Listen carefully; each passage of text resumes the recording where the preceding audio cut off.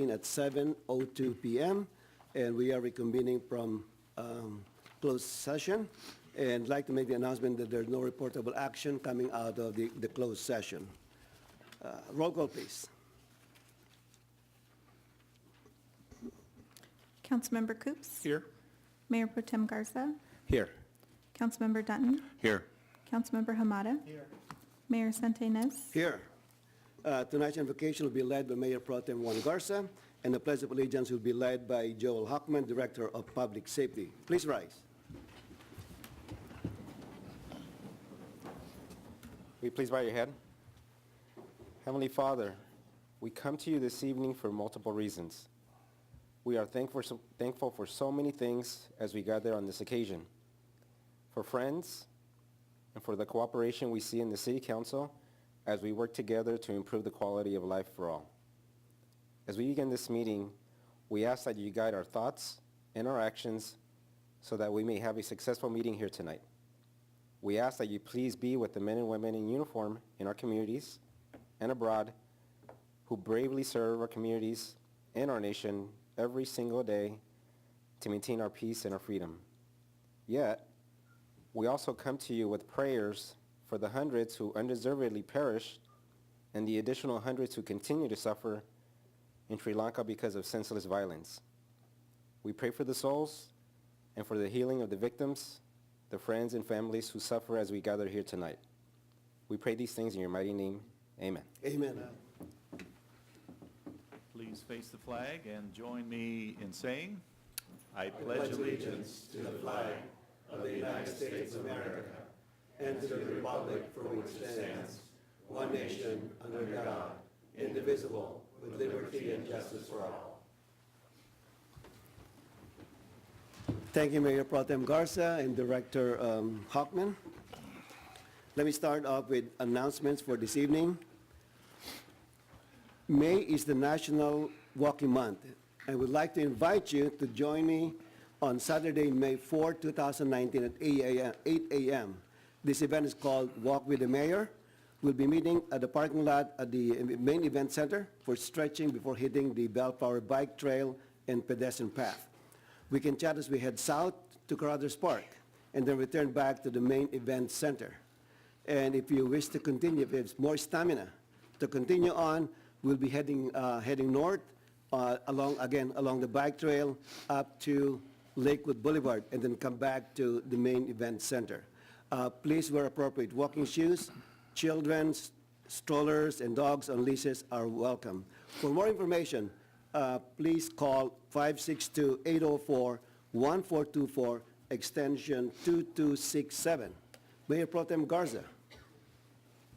Thank you, Mr. Mayor. The Bellflower LEAD program, which stands for Leadership, Experience, and Development, is now accepting applications. This is a volunteer job training program that provides resources for young teens in the community.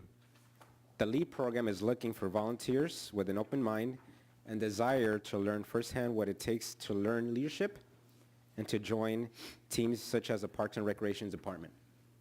Applicants must be graduating class of 2020 through 2023 to apply. Applications are available at City Parks or online at www.bellflower.org. The deadline for applications is May 3, 2019 at 5 p.m. And interviews will be conducted the week of May 13th. For more information, please call 562-804-1424, extension 2258. And if I could just add a quick comment, I know that last year's class was really successful. They had a really nice time, so I highly encourage our youth that are interested in this program to apply. Thank you, Mr. Mayor. Thank you, Mayor Pro Tem Garza. Councilmember Coops. Thank you, Mr. Mayor. The City of Bellflower and Los Angeles County Sheriff's Department have partnered with Kaiser Permanente to host a National Drug Take Back Day. The event will be held on Saturday, April 27, from 10 a.m. till 2 p.m. for the collection and proper disposal of expired, unused, and unwanted medication. Prescription drugs that are collected by the DEA will be disposed of by the safest means available for the waste stream. The event will take place at Kaiser Permanente Bellflower Medical Office and they're located at 9400 East Rosecrans Avenue, Bellflower. That, of course, is on the corner of Rosecrans and Clark Avenue. Thank you, Mr. Mayor. Thank you, Mr. Coops. Councilmember Ray Dunn. Thank you, Mayor. You're invited to celebrate the National Small Business Week 2019 beginning May 5th through the 11th. The Economic Development Team here in Bellflower will be hosting events throughout the week. Events include the Small Business Mixer set up for Thursday, May 9th at 6 p.m. here at our own City Hall. The mixer is free and open to all small business owners and operators in the city of Bellflower. RSVPs are strongly recommended. Door prizes, fun games, snacks will be provided. For more information or to RSVP, call Jane Ramirez at 562-804-1424, extension 2010. Or go to the email address of economic_development, well, that's abbreviated DEV, D-E-V, at bellflower.org. Thank you, Mayor. Thank you, Mr. Dunn. Councilmember Raymond Hamada. Yes, thank you, Mr. Mayor. Look, this past week, the Bellflower Volunteer Center distributed 460 baskets to children of this community this year as part of the Spring Basket Program. We are very grateful to the many donors that contributed to this year's program and to all the volunteers and staff that assisted with assembling the baskets. The support was very greatly appreciated, and this community is very generous, and we thank everybody who contributed, and the kids enjoyed it. Thank you, Mr. Mayor. Thank you, Mr. Hamada. For tonight, we have two proclamations. First, declaring April as DMV Donate Life California Month, and the second one is also the month of April as Child Abuse Prevention Month. We have two proclamations, and the first proclamation will be received by Mr. Johnny Limucci from the DMV Donate Life California, and the Child Abuse Prevention Month declaration will be received by Mr. Nicholas King, representing Olive Crest. So I'd like to invite first Mr. Johnny Limucci together with City Council at the riser.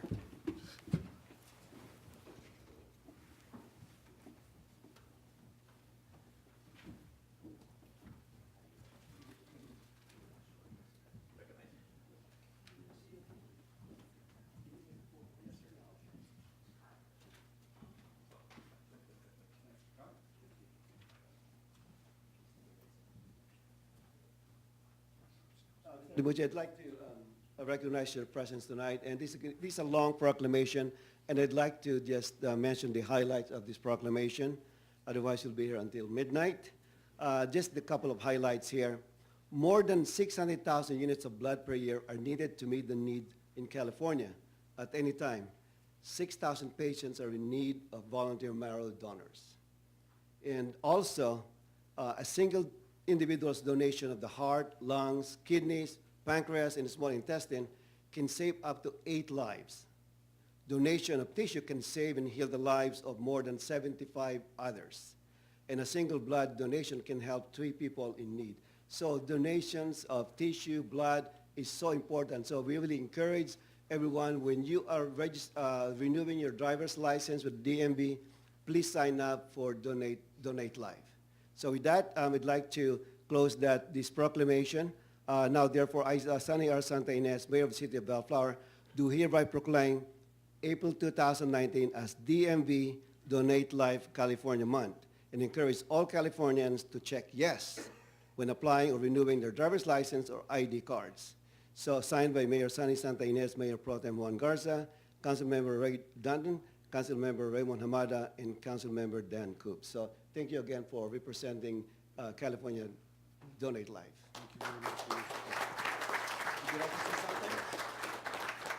Thank you, Mayor and City Council.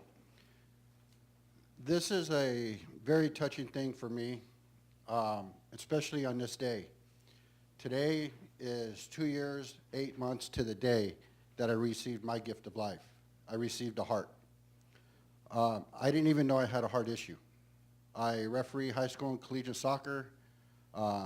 I went for an NCAA physical and found out I had an issue. Another reason why today is such a big day is one of my very good friends just passed. He received his gift of life 19 years ago from a Hollywood stuntman. He got a second chance. He was an advocate. He was my mentor.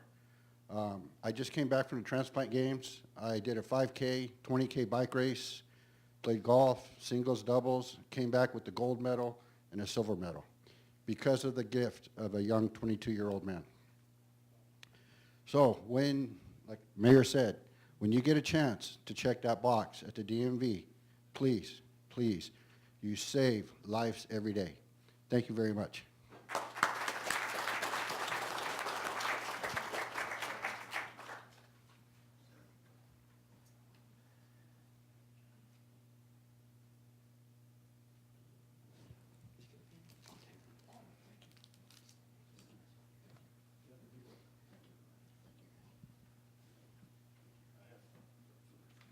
Oh, you got something for us, okay. Wow. Thank you so much, thank you.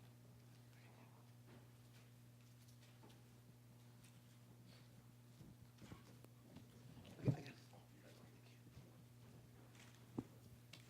Thank you again. Now I'd like to invite Mr. Nicholas King from Olive Crest.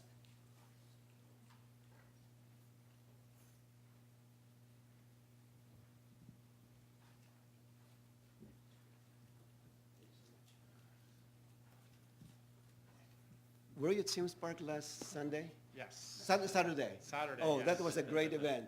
So anyway, thank you for that. And again, as I mentioned, April also is the Child Abuse Prevention Month. And again, I just want to highlight a couple of things in this proclamation.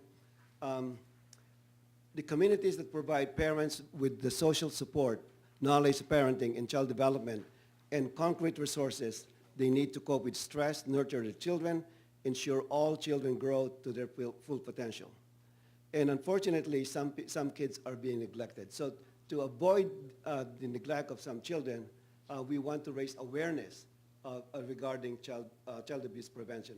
So this month also is proclaimed as Child Abuse Prevention Month.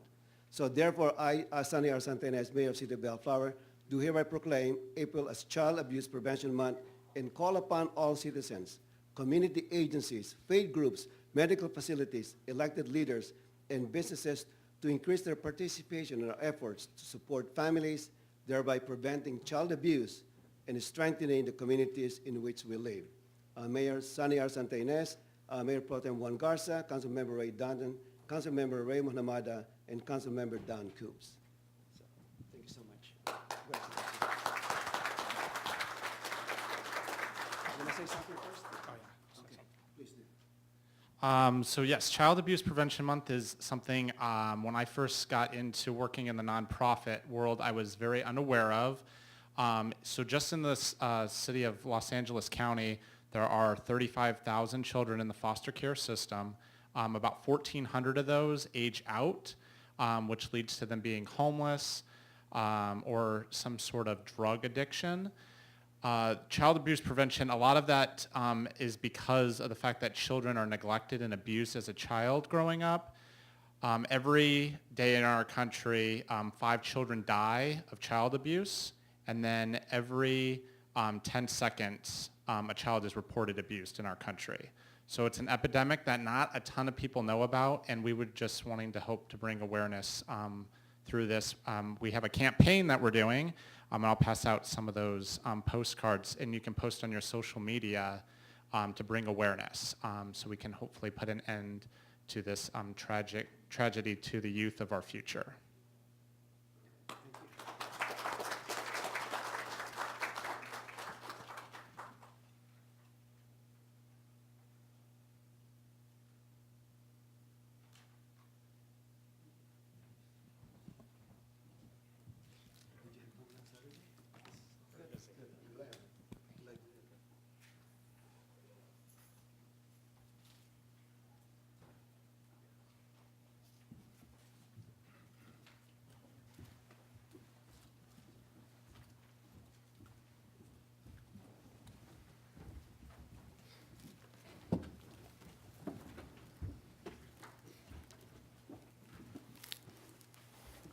Thank you again to Mr. Lemucci and Mr. King for joining us tonight. Public comments, Mr. Stewart. This is the time set aside for the public to address the city council on matters not listed on the agenda. Anyone wishing to address the city council should come to the podium, be recognized by the mayor, and state your name for the record. If you wish to address the city council on an agenda item, you may do so by approaching the podium as we review that particular item. You'll be given a reasonable amount of time to address the city council. Okay. Anyone who would like to speak on a non-agenda item, please come forward. Please sign your name and state your name as you go to the podium. No, outside. No, go around, please.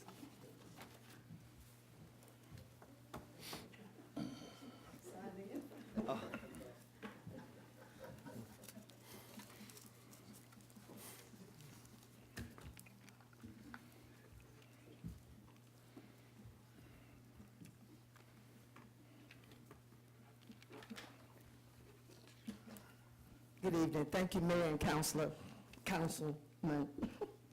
I'm Sheila Baker, and each year at French Quarter, right here in Bellflower. Ma'am, please address the council.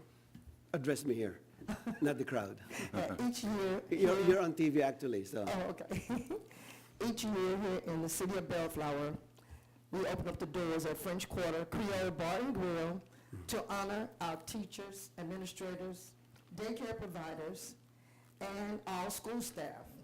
My production company has been doing this 30 years, and I've been in Bellflower 30 years, but this is our 5th year at French Quarter. So I want to invite everybody out Friday, May 3rd, to French Quarter Creole Bar and Grill, 16728 Bellflower Boulevard, happy hour, 4 p.m. to 7 p.m., to let our teachers know that we really love them and appreciate them, and especially after that strike we had in the LA Unified School District.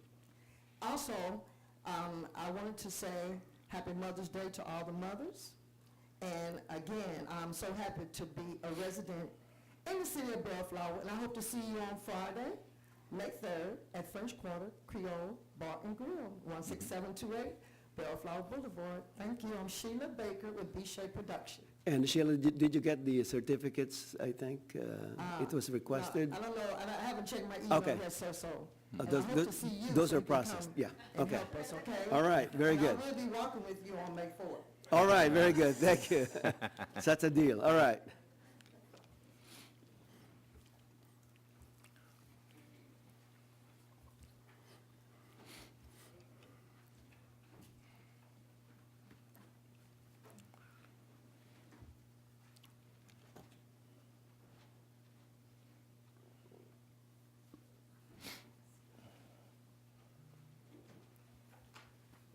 Good evening. My name is Greg Van Hofwegen. I'm a local businessman, a small business owner here. I own a tree and landscape business. I apologize for my attire, but I've just spent 6 days looking for a place to park my truck. At the code enforcement, they told me I could come and, if I had concerns, express my concerns to the city council, so I'm going to take that opportunity. There's various lots in the city. I happen to be in one of them over off of Blaine. That was just kind of it was a vacant lot, used to be commercial lot. People are throwing trash, the weeds are growing tall. So I came in, cleaned all the trash up, cleaned all the weeds, put chips down.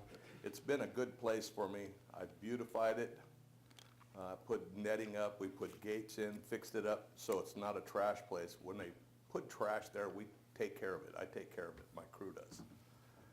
Well, code enforcement has said no longer, they rezone that to residential.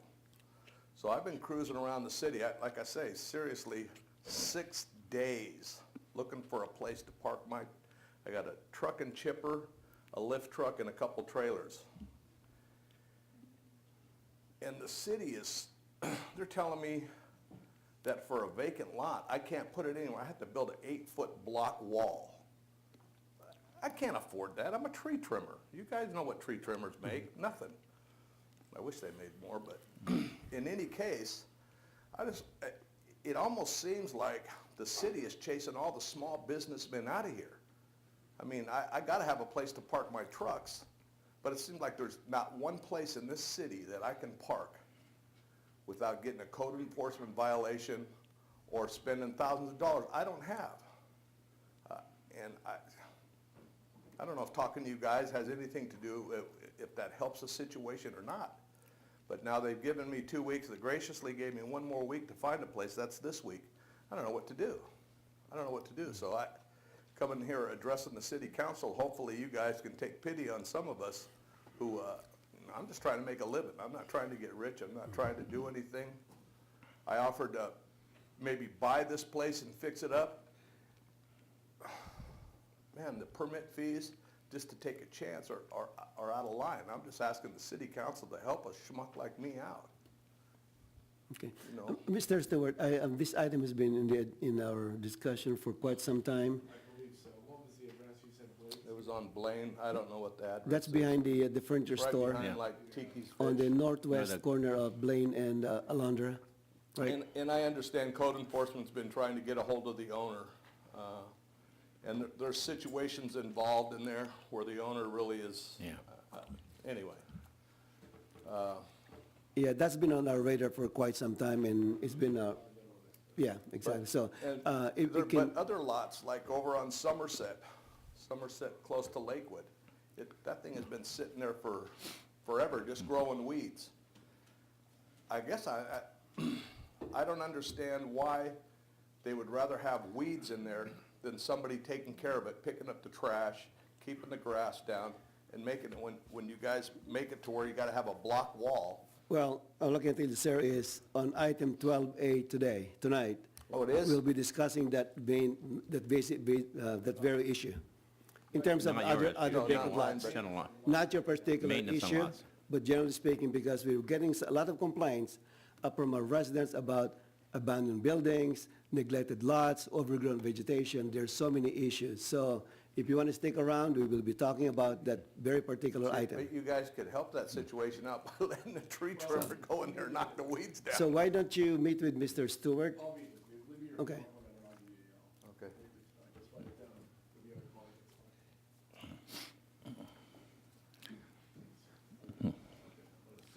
Yeah. All right. Yeah. Yeah, please do. All right, thank you.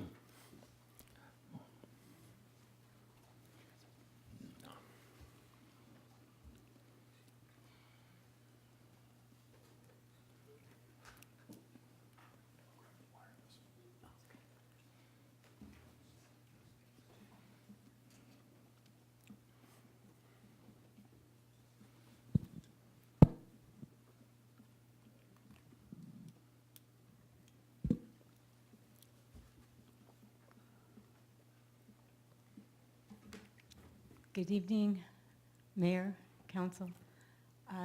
Good evening. Thank you for having us here. I want to let you know why I'm here. I'm with Ms. Bellflower, and we have a new 2019 court. I wanted to let you know one of the reasons that we have brought Ms. Bellflower organization and the court to all the different city council meetings for the past 12 years is because I have a master's in public policy, and I'm kind of passionate about public policy. And one of the things that I learned the most when I was going to college was when the teacher had us go to a city council meeting. Because we would read about it, we would take a test about it, and it would just, go out, it was gone after that. But going to a city council meeting, seeing the faces, seeing the people, seeing the process, brought more home to me about the whole government in my backyard at the time, which was Long Beach. I had a better understanding of what was involved in the whole process. And as such, being involved with the Miss Bellflower organization, and our role is mentoring the young ladies, that's part of my role, is to mentor them and teach them about the process of their community and their organization, what they're representing. We have always been a nonprofit, community-based organization, which most of you know. But because we have the title Bellflower in our name, some people are going to automatically assume that we are associated with the city of Bellflower and that the city itself is funding Miss Bellflower. And we just want to say whether you all have an ad in our program or are actively funding it or actively supporting it, we are working very diligently with these young ladies, and we have for the past 12 years, to represent their community of Bellflower well, and also to represent the city of Bellflower well. And additionally, the chamber or businesses or wherever they go, because they'll be out in Long Beach, they'll be out in Diamond Bar, they'll be out in different areas, and they'll have the name Bellflower on their title. So we just want you to know and be assured that we work diligently with these young ladies to know that they will be representing their community well. They're going to be voters, some of them already are, and we want them to know the best about this whole process of government. It's not about politics, it's just a really neat thing to see it in action. So we go to State of the City addresses, we go to walk and talks with assembly members when they have them, or with the mayor when he has them. So we'll be around and we'll be mentoring them about the whole process. It's not a political thing, it's an educational thing, and we're here to mentor them. We've brought the young ladies, the new current court, to say hello and introduce themselves, and we want to thank you. It's always an honor and a privilege to be in the council chambers and to talk with all of you. So thank you very much. All right, thank you. Are they coming up? Okay, Yes. great. Come on. Come on up. Do you want them to use this or this? Either one. Good I evening, think you're ladies. better off here because of the camera, so that you can Okay. be seen Yeah. on TV. There you go.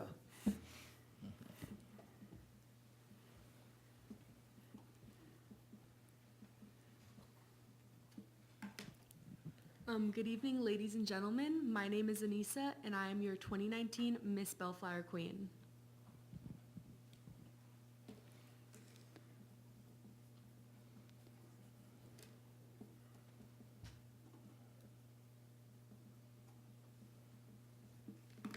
Good evening, council and mayor. My name is Naraya, and I'm one of your Miss Bellflower princesses.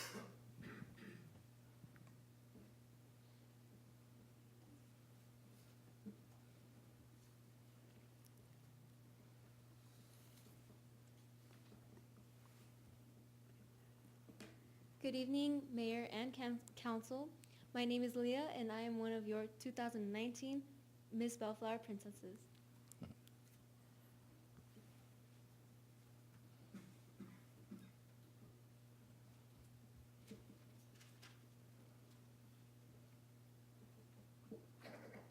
Good evening, Mayor and Council, as well as ladies and gentlemen in the back. My name is Mikkel, and I'm one of your Miss Bellflower Princesses of 2019.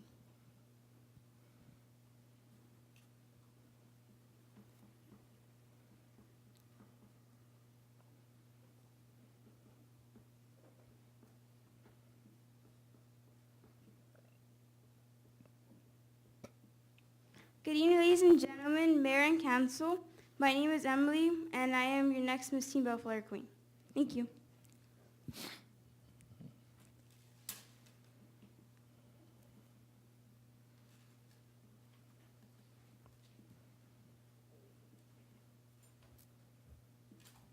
Good evening, ladies and gentlemen. My name is Taylor, and I am a Miss Teen Bellflower Princess of 2019.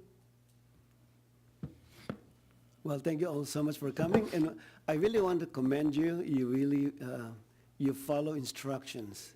When I ask you to sign in and then state your name, our city clerk will be very pleased with what you did. So congratulations again, and thank you so much for coming.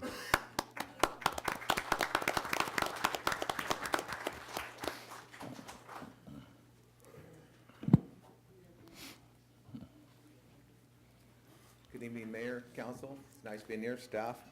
My name is Peter Ancorn, and I'm the current 2019-20 president for the Miss Bellflower Organization. And I'd like to assure you that we do have rules, we have guidelines, and we're going to follow them as we have the last 12 years. Of course, as you know, it's not always a pretty picture, but I was just thinking the other day about how, you know, our country, we have traffic lanes.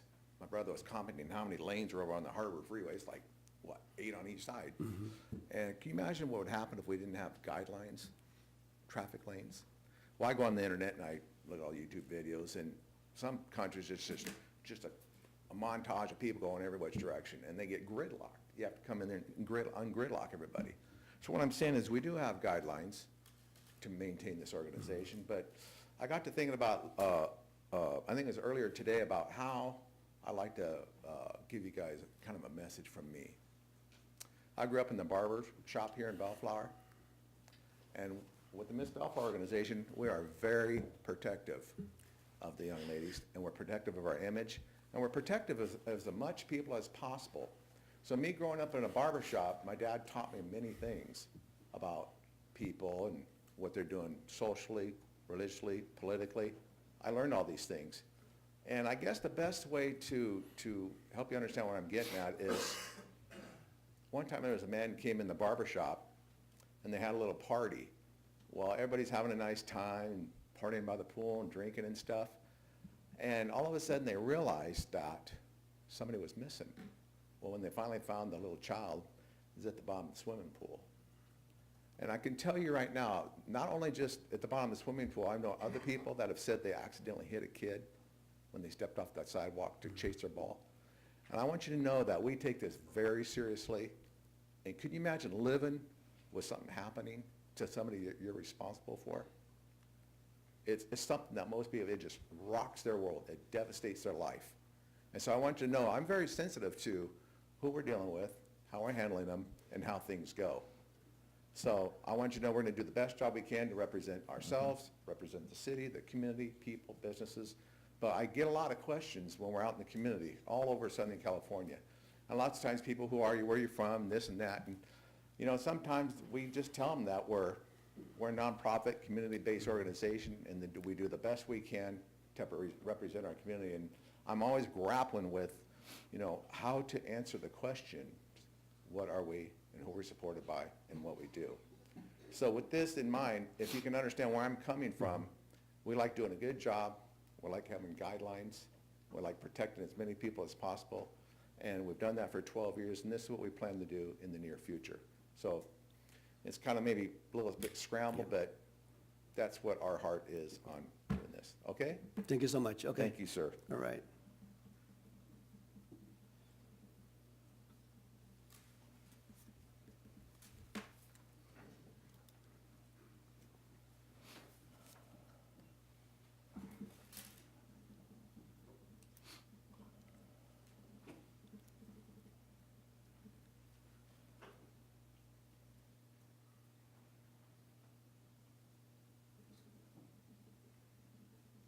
Good afternoon, council members. I just came up really quickly because I've been a resident for Bellflower for 7 years, and I love my city. You know, it's okay.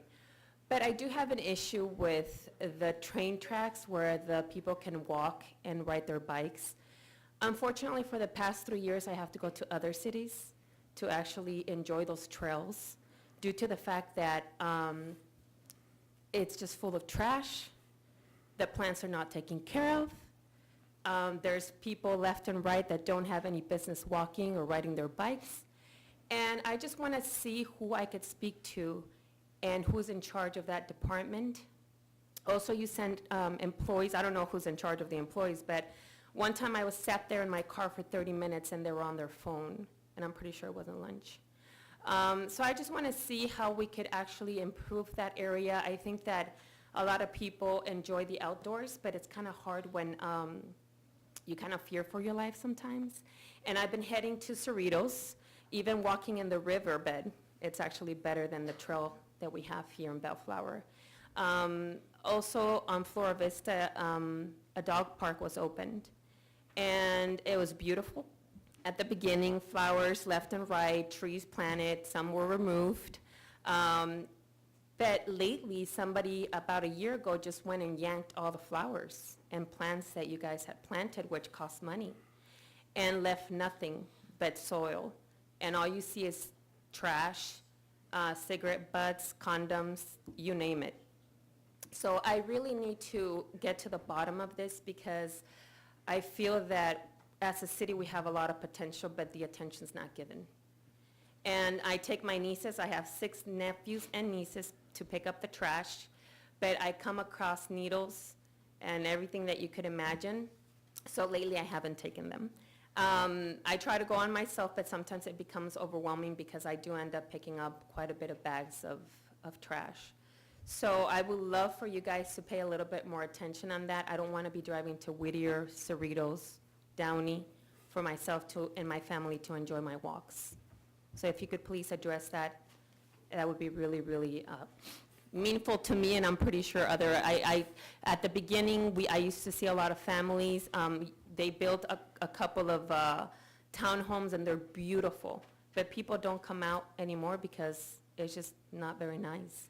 So if you guys could please pay attention into that. I did report it a couple of times, the workers. I even took pictures and took them to the city. But, nothing has changed. So if you guys could please address that a little bit more. Thank you. Okay, thank you. Just for the record, I walk the trail very often, and I'm one of the customers of Public Works Department in terms of reporting what's wrong. I can assure you it's not perfect, but it's not bad. I walk it all the way from Carruthers Park to Lakewood, and if there's something wrong, call Public Works and report it. If you want to pick some trash, you can certainly do that. But on the lamp post, there is a number. That's your reference number. So Public Works can see it right away. When you say lamp post number 13, they know exactly where you're referring to. So I've been doing that, ma'am. Dog Park, I'm visiting them because I live close to that area. And again, it can be improved, but I really encourage you to report what you see, okay? Call Public Works. Thank you. Anyone else? Mr. Mayor? Yes. Would you mind if I just make a quick comment? Go ahead. To what you just said. I just wanted to thank the resident for coming here and reporting that. What really impressed me about what you said is the fact that you yourself actually pick up trash. I find it really enlightening because a lot of the times we get people that report things, but they don't take it upon themselves to actually be part of the solution, right? I think we live in times, unfortunately, where it's always somebody else's fault. Somebody else is the one that's supposed to do this. And I think we forget that this is our community. We all live here. We all live in this space. So I want to commend you for doing that and for showing the youth that you're with that as well. I know that I do that with my children as well. To your point, there is an issue, and to the mayor's point, we are working on it, and we highly encourage people to absolutely report it to Public Works when it gets to be overwhelming. But I do want to commend you for your efforts, and I thank you for that. So, thank you, Mr. Mayor. Thank you. Anyone else? Come on up.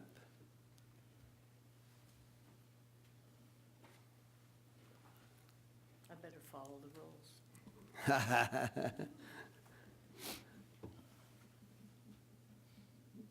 Good evening, Mr. Mayor, City Council, City Staff. My Good name is evening. Robin Snow, and I'm from Stonebridge Funeral and Cremation Services.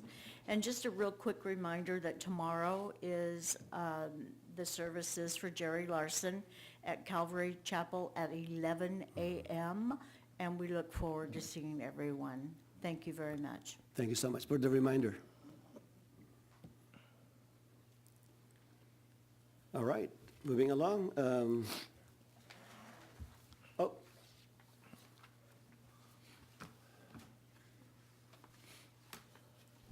Calvary Baptist. Baptist. All right, thanks for the correction.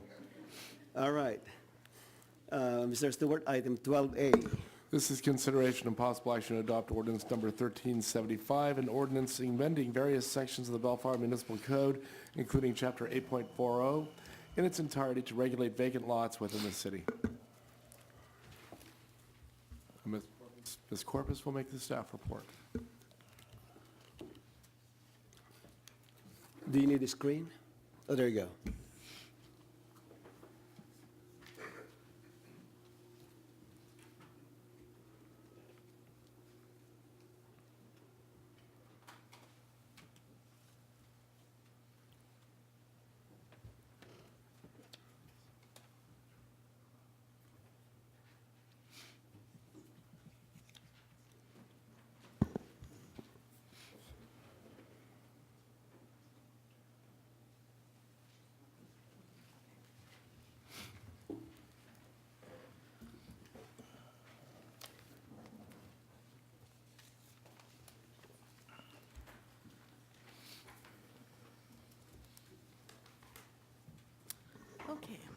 Good evening, Mayor, members of the City Council. Whoops. Big screen.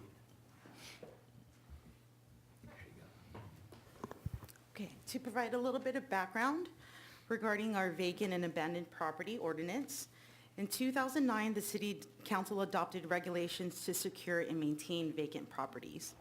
These regulations resulted from the 2008 recession, which caused many properties to be abandoned or remain undeveloped.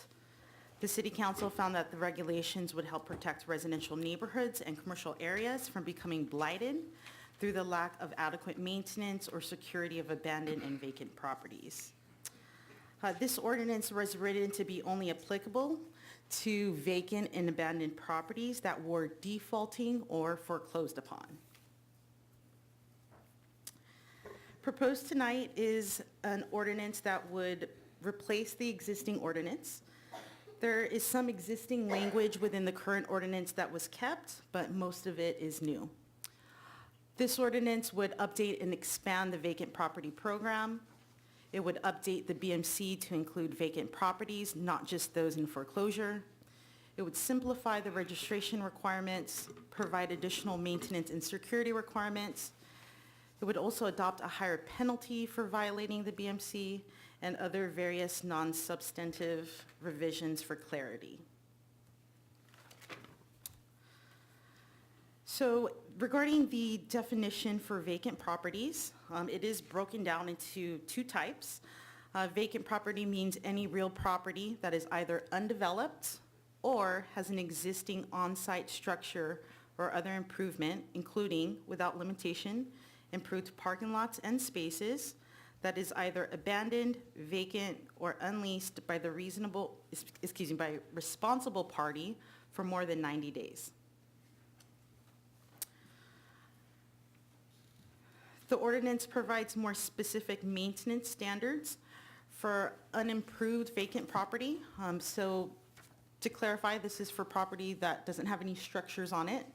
The maintenance standards include providing a landscaped area maintained along the perimeter of the lot, to provide natural drought-tolerant vegetation, to provide fencing, either wrought iron, Kentucky-style fencing, or other suitable fencing material, to provide an automatic irrigation system, to have the lot be maintained free of litter, weeds, graffiti, debris, and stockpiling of any material, that dead or dying vegetation be replaced within 72 hours, that the perimeter barriers or fencing be maintained in good condition, and that the site is adequately secured to prevent illegal dumping, criminal activity, vandalism, graffiti, trespassing, and other attractive nuisances.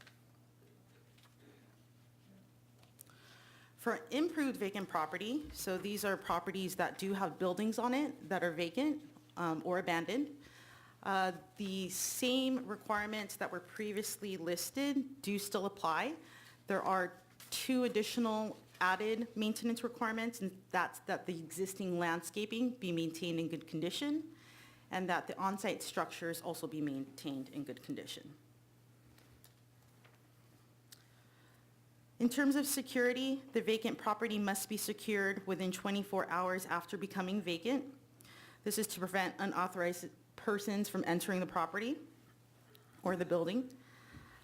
Any permanent windows, doors, or other fixtures be replaced, and that boarding may not be allowed for a period longer than 10 days without prior written approval from the city. And that a letter of agency from the Bellflower Public Safety or Sheriff's Department be required.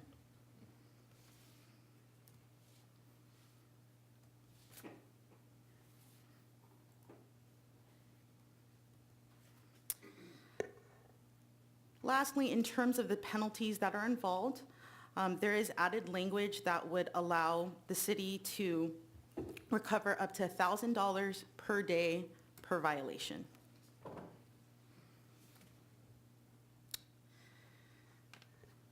I'd also like to propose a few changes into the ordinance, and if I may, I'd like to read out what those proposed changes are. I know that in the ordinance, it does say vacant lots. To provide more clarity, I would propose to change that wording from vacant lot to vacant properties. That way, it is more inclusive of the lot and the building. Anywhere where it says vacant lots, we would change that to vacant properties. On page 8 of the staff report, number 7, I propose that we add the wording "and fencing after barriers." So the wording would be, all perimeter barriers and fencing must be in good conditions at all time by the responsible party. On page 9, subsection F, in terms of implementation, currently there is no limit to the amount of days that an extension can be given. And I would like to add the language that an extension can be given not to exceed 180 days. And so that would put a time limit on any extensions given. Is it on letter F, implementation? Yes, page 9, subsection F, about halfway through the paragraph. There's a sentence that says, "A reasonable extension of time may be granted by the director for good cause as determined by the director." And to put a time limit on it, I would propose to add the language "not to exceed 180 days."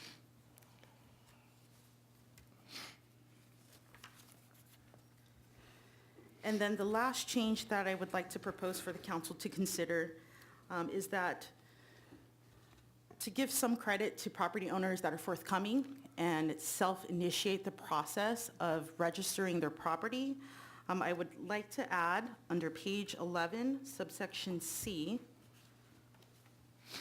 I would like to add the wording, "The initial first-year registration fee may be waived if the registration process is initiated by the property owner or responsible party."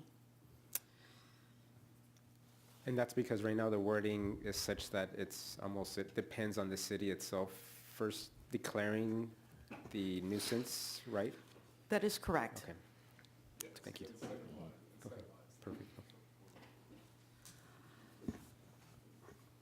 The recommendation would be read by title only, waive first reading, and introduce the ordinance, hopefully as amended, or alternatively discuss and take other action related to this item.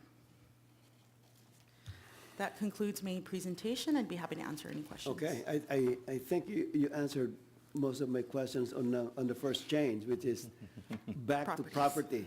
Because I was going over this and I just got confused between lots, structures, and property. So I'm glad that you're going back to the original language of the ordinance, which is basically property, divided into vacant lot and then vacant structures, basically. All right, good. So on page 29 of the staff report,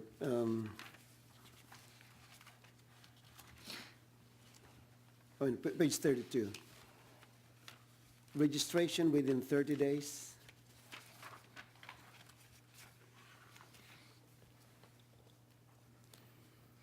So the property owner must register the vacant property, and then if it's not registered within 30 days, so how does this work on page 32?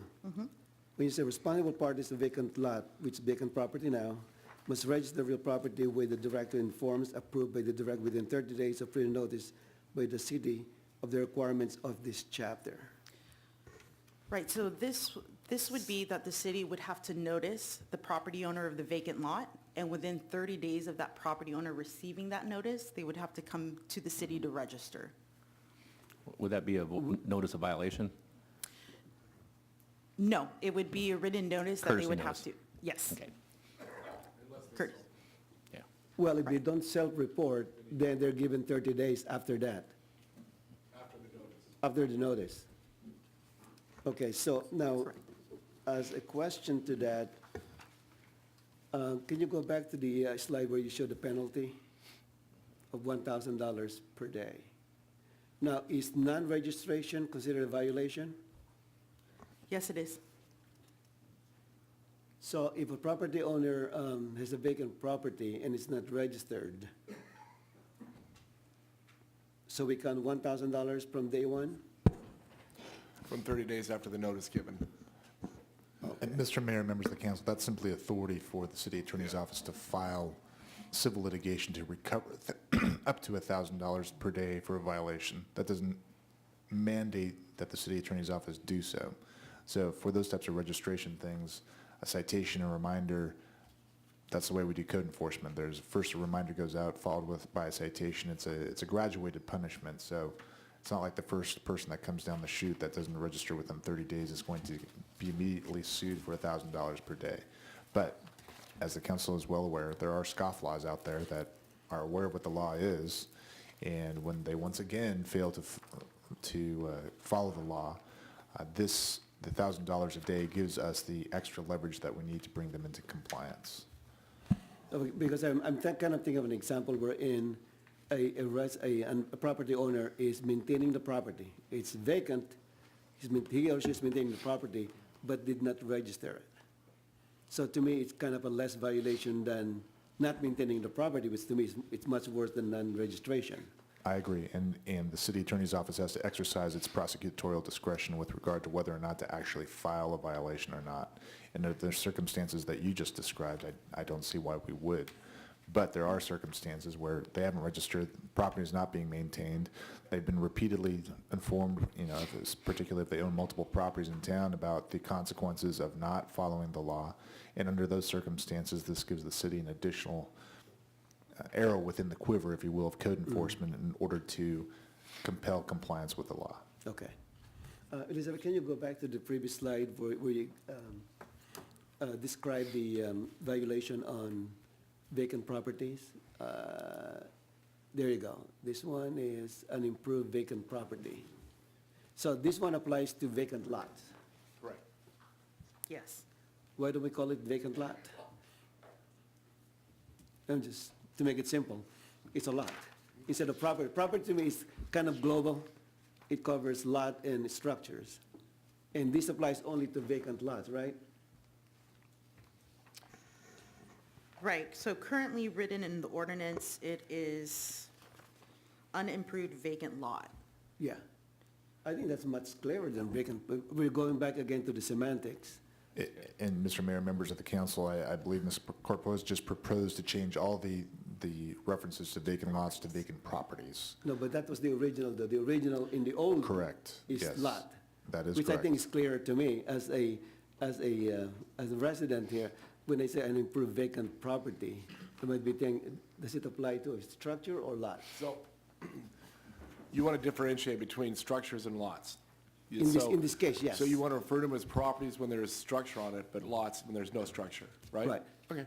So I'm clarifying this because this particular section applies only to vacant lot. We can do that. So let's call it lot. Doesn't the tax assessor go by unimproved? Call it unimproved. I mean, that's what the tax assessor does, I mean. You could call it an unimproved lot, it is semantics, but we can do that. Yeah. Well, and just to be clear, Mr. Mayor, members of the council, we do define what unimproved vacant property types are, which means vacant property that was never developed or became vacant after pre-existing building structures or impervious surfaces were removed. So there is a definition already built into the language of the ordinance to clarify exactly what the mayor is pointing out. So in this case, should we remove the word unimproved, just basically vacant lot? Because that can be either Yes, that's fine. unimproved or something that has a parking lot. I think if you take out the word unimproved in this particular instance, it'll address the issue that And you're... then change property into lot. Correct. Then Is that a clear? parking lot would be improved. Yeah, improved. Right. Okay. So that will cover any vacant lot. Okay, and the next one? Improved vacant Property. So Property. this is one that has buildings on it. structure, okay. Improvements. Improvements, yeah. Improvements, yeah, okay. All right, that's all I have for now. Any question for Ms. Corpus? I think it was well done. Okay. I do, Mr. Mayor. Mayor Pro Tem Garza? I agree with Councilmember Dunn. I think, considering the task, I think you've done a fantastic job, so I want to commend you. Just a couple of things for my colleagues to consider, and to ask for staff's guidance to see any thoughts that I may be thinking of. But first of all, I just want to go on record as saying that that all the staff recommendations that were outlined before, I'm okay with. So On page 8 of the staff report, I have 2 questions. So one is, I noticed when I looked at item C3 and item C7, the words fencing and barriers seem to be used interchangeably, and I know, did I understand you correctly saying that you would update when those terms are used and put both of them together, fencing and barriers, or do we want to use one or the other? I'm not sure. I would propose for page 8, number 7, all perimeter fences and barriers. And barriers. Yes. Okay. And is that the phrase we would use everywhere throughout the ordinance when we refer to fencing and barriers? We could do interchangeably? that. We can make everything uniform and consistent throughout. I think unless if they're defined, explicitly defined, I think using both would give you cover. Mr. City Attorney, I'm not sure. Yeah, Mr. Mayor and members of the council, we can use them interchangeably or use one uniform word. The point is that not all barriers are necessarily fences, Correct. and not all fences, but all fences are barriers. So when the plans come in for approval by the director in terms of whatever is being proposed, whether it's a barrier or a fence, she can then sign off on those particular plans. So I think using both terms will hopefully clarify that that's what the council means, which is you definitely want a barrier. That barrier can either be a fence or some other type of barrier approved by the director. Yeah, green belt. Correct. Okay. So Or exactly, green belt or rocks or whatever they are. They're not necessarily fences as we all perceive to be fences, but it's certainly a barrier preventing access to that particular property. Okay, great. So considering your comments, Ms. Corpez and the City Attorney, and I know Mr. Dunn as well, I propose using both then in every place within the ordinance. Okay. On that same page, in item C5, I'll start with the second sentence. As a responsible party must inspect the property at reasonable intervals. Do we have an idea what reasonable would mean? I'd hate to kind of get into a back and forth with an owner or an applicant. Is there something you propose, 30 days? We can propose 90 days. I mean, it's any time frame that the council sees fit, but every 90 days. This is that the responsible party goes out and inspects it to make sure that everything's free and clear of weeds, debris, graffiti. If you'd like to do it more often, we could do that. We can change at reasonable intervals to 30 days. It's up to the purview of the council. Mr. Mayor, members of the council, if I could suggest actually not putting a time limit on there, because those plans have to come in, and instead of putting an absolute time plan on there, give the director discretion to insert within the approved plan when those properties have to be inspected. Because there will be a difference, for example, if the property is zoned residential, where you want more frequent inspections of that particular zoned property as opposed to commercial or ag or open space. I mean, those are circumstances where I think the director's discretion would come in depending on where the property is located. So I think if that discretion is kept within here and simply the director is given direction to insert it into the plans as one of the conditions, I think that will cover what the council is concerned about. I would be okay with that. I just would like to ensure that reasonable would be based on your interpretation, not the applicant's interpretation. So, or the director. So. Right, so we'll put in into the plans that are approved what the inspection period is going to be. Okay, so that's on page 8. On page 10, on item H on the top, it calls for a management company and to have contact information be posted. I could foresee a situation where it's almost like Big Brother, where every single property has to have some sort of placard or something. It's so that's a little cautionary for me. Not only that, but I also feel that because of this process, I think the intent is to create a database, right? Of having registration of who the contact is, the property. So I almost feel like it's duplicative, like the intent is for our city and the staff to have a database, not necessarily for it to be out in public. So, I'm not sure, what I would propose at this point, I'm open for discussion, but I propose just removing that requirement. Unless if there's other comment or I think it should be there because it's the surrounding community that benefits from the lot being cleaned up, and then there are the extra eyes.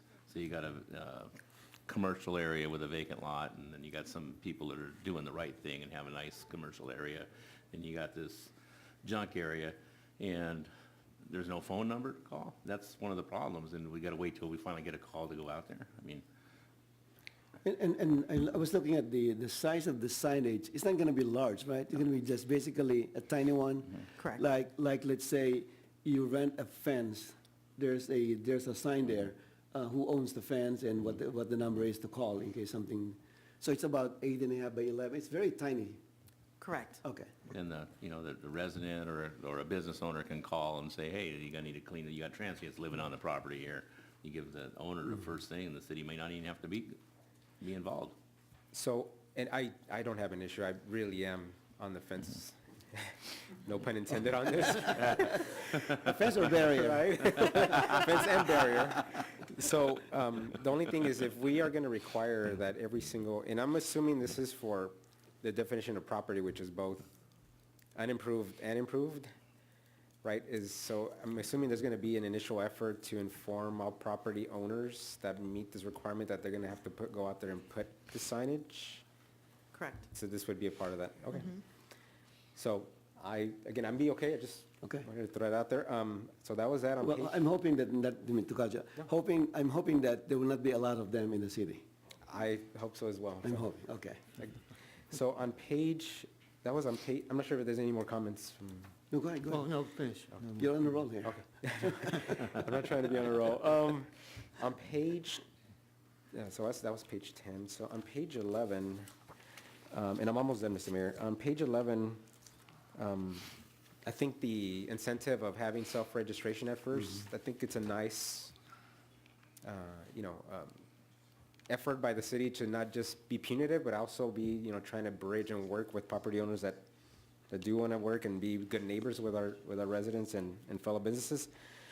So the question I have is, once somebody registers and 6 months from then, they are no longer a vacant property, they have somebody, is there a mechanism for them to come off the list? I could foresee a situation where you keep adding to the list, and then some of them should be off because they've already, filled the vacancy, but it's still on the list, and you have this growing list, and then you don't really know how factual or accurate it is. So is there something that either you or my colleagues propose in terms of how to clean that up so?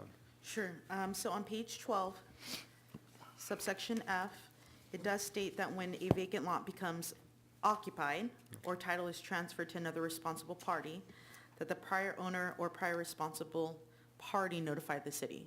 So that's on the ownership side, is when they do lease the property or the property does become occupied, that they notify the city. And once they do that, we would do an inspection to make sure that it is occupied and then take them off the list. Because otherwise, if they're on the list, they're going to continue to be charged an annual registration fee, is that the case? That's correct. So every Okay. year, they would have to re-register. Okay.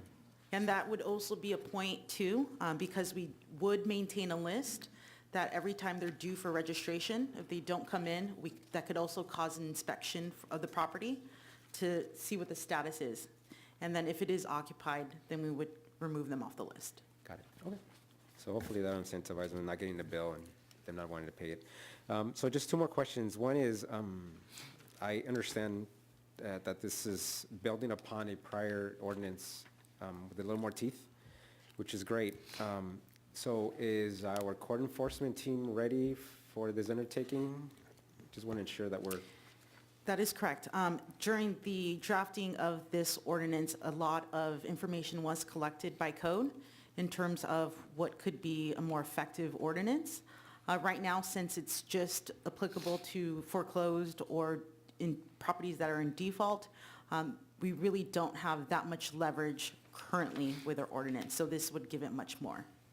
Okay, great. And then the last question I have is, again, in the spirit of being transparent with our businesses and property owners in our city is, I'm trying to figure out a way where we can inform them of this rather than finding out from a letter from the city that they don't meet code. Is there a way of maybe drafting we have a city newsletter, maybe an article in there to kind of inform people of what's coming down the pipeline so that they're ready, and would that be something possible, Mr. City Manager? Yeah? Okay. We can certainly publish that and work with the Chamber of Commerce to get the word out to the business community on this. Okay, great. That completes my comments and questions, Mr. Mayor. Thank you. Any question? Yes, Councilmember Hamada? Yes, thank you, Mr. Mayor. First off, again, thank you, staff, for working on this. It's really tightened this up, and I think, again, what's happening now in Bellflower, things are happening, good stuff. So, and then we don't want to see the bad stuff, that's out there. So some of that stuff's going to get reported and get noticed and, eventually, hopefully, taken care of. We do have that registration form, and yes, I did see that as one point where you can notify people, and then if they've taken care of it, then they're off the list. But what's the current fee right now? Because it was the same language in the code, so. $121. 121, all right. Okay.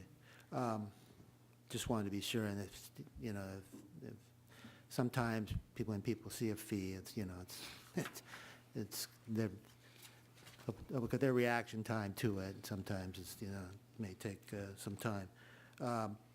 So that's taken care of.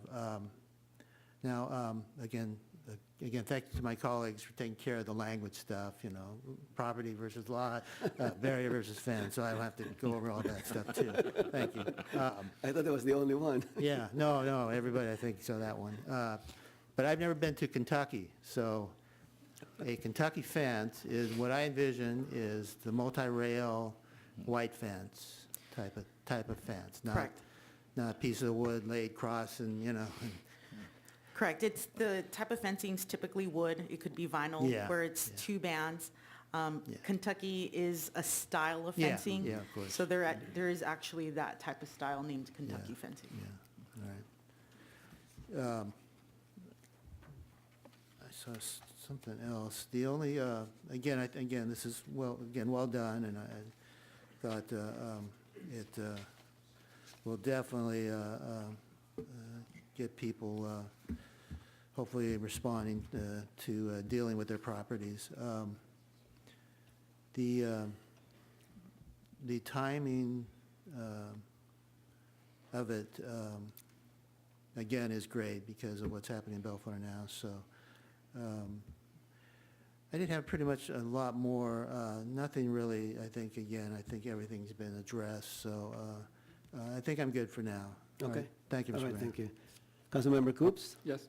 Could you put back up, Elizabeth, that list of the requirements that are going to be imposed? There you go. So I'm picturing in my mind's eye a residential lot that is in the middle of a block somewhere where it's overgrown.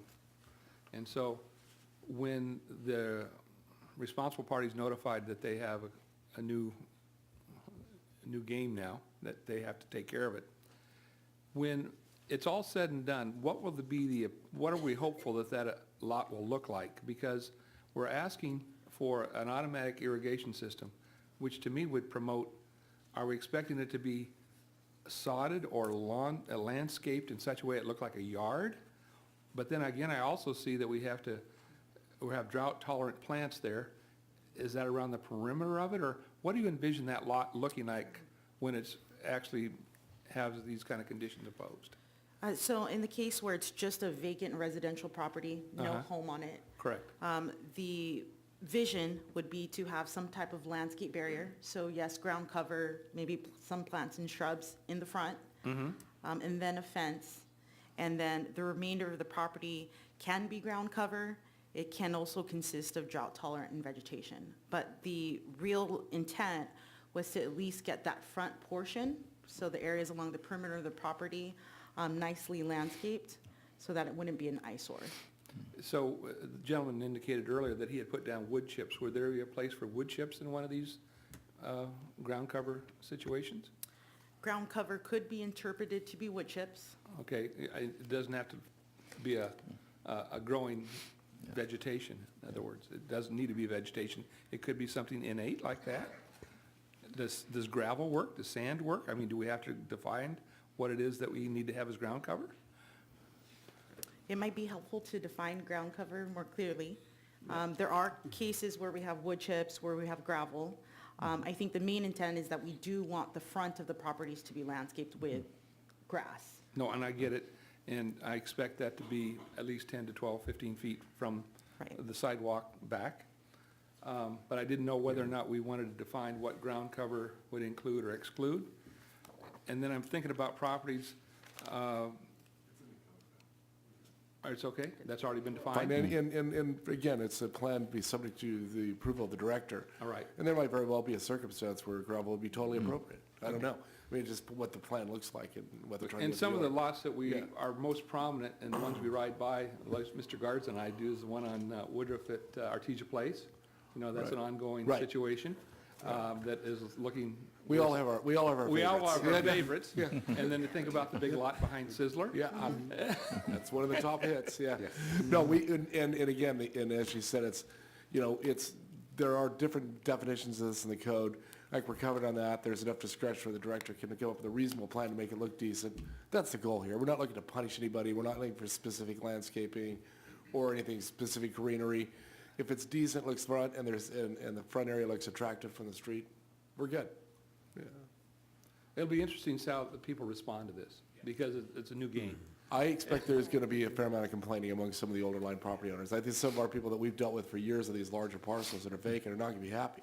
And that's why we built in a decent amount of time for them to respond, and we talked about that today. So that notification, you know, that's not going to be pleasant, but at the end of the day, those lots don't look good, so we got to fix them. Well, I think the $1,000 a day fine, even if we don't impose it, if it's written down in such a way that it says that's potentially what you're against, that's going to bring some angst. It gives us an additional lever to deal with these issues, frankly. And as you know, people will take whatever they're given, and it's time to kind of draw a line on that.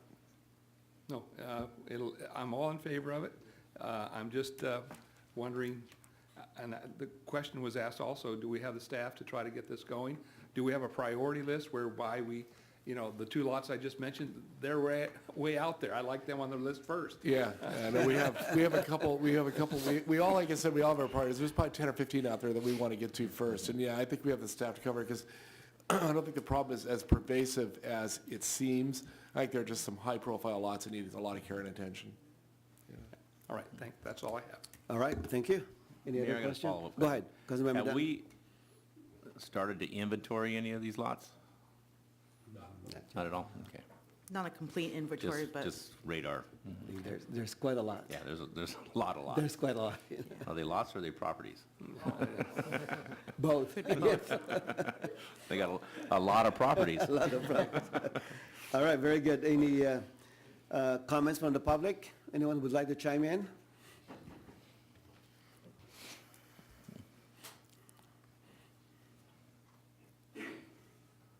Hi, my name is Fred Taylor, and just Is that a new hat, Fred? actually, yes, it is. Okay, Yeah, all it's right. blue. Very Time good. ago. Yeah. Anyway, just one comment. Person sitting next to me asked me about, on the very last line on that screen, adequately secured to prevent illegal dumping, criminal activity, vandalism, graffiti, trespassing, and all other attractive? Do we want unattractive there? No, it's attracting to the property. The property's attracting the Attractive. nuisance. Attractive nuisance. I think you can interpret it both ways.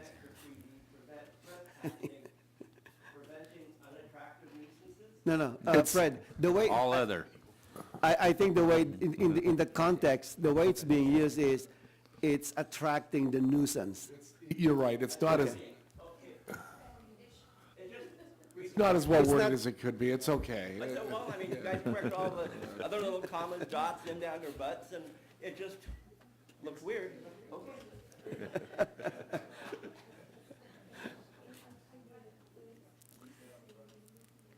Okay, all right. We can find another word for that, but I think, I know the intent is basically attracting the nuisance. All right. Anyone else? Okay. So gentlemen, what's your pleasure? Wait a minute, Pete, Oh. you gonna speak, Pete? Mr. Mayor, we're going to leave. We didn't want to interrupt the session, but we're going to go ahead and leave now. And thank you for having us. Don't want to wait for the vote? Then you can leave after This that. is exciting Yes. stuff. Yeah, it goes on. Because I want to thought make this was sure gonna be a that they see short the whole meeting. process, okay? It's incomplete. Okay, all right. Any other?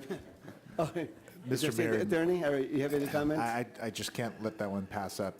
Attractive nuisance is actually a legal term of art, and here's the definition of it, which is a dangerous condition that may attract children onto land, thereby causing risk to their safety. So it's not inartfully drafted, that's just the way it is. But again, the context is, it's a modifier, it's, okay, all right. Now we got All Carl's right. 2 cents. Okay, go ahead, Mr. Garza. All right, Mr. Mayor, if there's no further comments or questions, I'd like to recommend that the city council read by title only, waive first reading, and introduce ordinance number 1375 as amended this evening. Second. Motion by Mayor Pro Tem Garza, second by Councilmember Raymond Hamada to adopt this resolution. Okay. Introduce resolution. Roll call, please. As amended. As amended. Yes, it's amended, as amended, as amended, as amended. I saved it. Councilmember Coops. Aye. Mayor Pro Tem Garza. Aye. Councilmember Dutton. Aye. Councilmember Hamada. That's aye. Mayor Santenaz. Aye. Thank you. Now you can leave. At least you complete the process.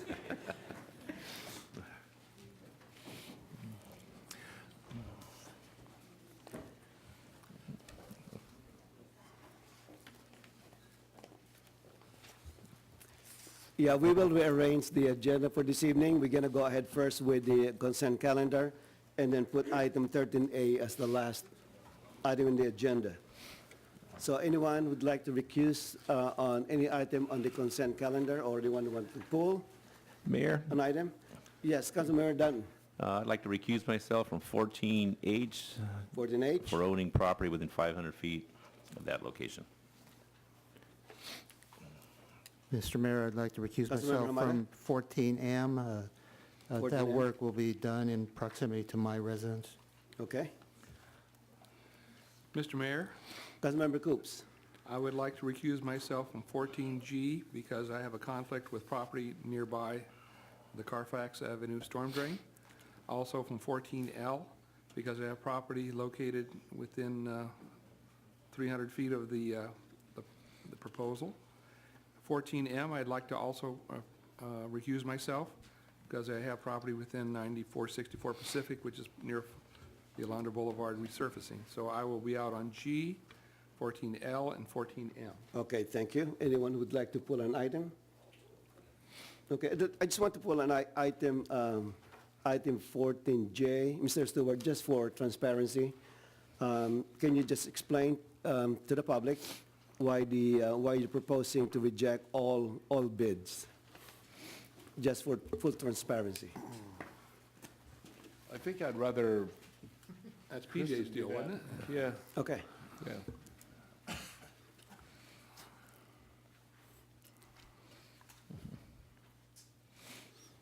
Good evening, Mayor, City Council Good evening. members. PJ Milana's on vacation, so I'm filling in for him tonight. We did an extensive RFP for our transportation services, and we received 3 proposals from 3 qualified companies. The first that would have been our selection was within our budget. There were some concerns with insurance. We also learned during the process that there is another alternative for dial-a-ride transportation services, possibly using vans instead of the vehicles that we're using now. So the second vendor was about $130,000 over our annual budget. The third vendor was about $83,000 over. So when we considered the insurance, the vehicles, it just seemed to make sense to reject all of these bids and start the process over. Okay, and there won't be any gap in service? No. Okay. So we're going to extend the contract to our current provider until a new service provider is on board. Okay, very good. Thank you so much. You're welcome. All right, a motion to approve the consent calendar. So moved. Second. Motion by Council, Mayor Pro Tem Garza, second by Council Member Hamada to adopt the consent calendar with recusals from 14H from Council Member Danton, 14M from Council Member Hamada, 14G, 14L, 14M from Council Member Coops. Roll call, please. Councilmember Coops, Aye. Mayor Pro Tem Garza, Aye. Councilmember Dutton, Aye. Councilmember Hamada, Aye. Mayor Santenaz. Aye. Okay, we're back on track on item 13A. Mr. Mayor, I'd like to recuse myself from item 13A due to the fact that I have a conflict due to an employer-client relationship. Okay, let the record reflect that Mayor Pro Tem Garza is recusing himself on item 13A. Okay, Mr. Stewart. This is consideration of possible action regarding a medical cannabis business permit, MCBP, for dispensary use, and it was continued from April the 8th, 2019. As the council will recall, they conducted the public hearing, closed the public hearing, and did not reach a consensus on how to move forward on this item. So we brought the item back with the options to do pretty much anything the council would like to do with regard to this issue. But we are not taking any more testimony for the record. There's, I believe, people in attendance representing the interests of the MCB permittees, and they may be here to answer questions if you have any. But otherwise, I'd ask Ms. Stover to make the brief staff report, then we'll go from there. Good evening, Honorable Mayor and members of the City Council. This evening, I'm bringing forward item 13A, which is consideration to issue a medical cannabis business permit for dispensary use based on the evidence from April 8th. Potential options this evening, as Mr. Stewart stated, are many. The first could be issuing an MCBP for a dispensary. Another would be considering to change the current MCBP process to the council's liking. And another would to not be issuing any MCBPs this evening and to give direction to staff and how council would like to proceed with the process. I'd like to remind council that this is a discretionary permit and therefore it does not need to be issued. Listed on this next slide here are the only 3 applicants for consideration this evening. The first, Box Score Enterprises. The second, Joint Forces LLC. The third, CaliMed Group. I did want to mention that there was information submitted by EEL Holdings, which is a current MCBP holder. However, they were not part of the public hearing on April 8th, therefore they are not up for consideration this evening. And that's all staff has for you at this time. All right, thank you for your very succinct report. Let me just make a reminder that the public hearing was closed the last meeting on April 8th, so we will not be taking any testimony for this evening. And also, the meeting on April 8th, the last meeting, and the staff basically reminded me that, on the staff report, that we only took one action on one of the applicants at the last meeting. We did not take action on the rest. So if there's any action that you would like to do tonight, we can take additional action for this evening. Mayor? Yes, Councilmember Dunn. I'd like to currently limit the playing field at this time, and I'd like to make a motion for resolution number 19-27B, a resolution denying medical cannabis permit to operate a mechanical dispensary and delivery conditional use permit location number CU-CAN 17-13 at 8846 Lander Boulevard. Second motion. There's a motion by Councilmember Danton and seconded by Councilmember Coops to adopt resolution 19-27B, denying the MCBP permit. Any other discussion? Roll call, please. Councilmember Coops, Aye. Councilmember Dutton, Aye. Councilmember Hamada, Aye. Mayor Santenaz. Aye. Is there any other action that you would like to take on, based on the previous hearing that we had? Okay.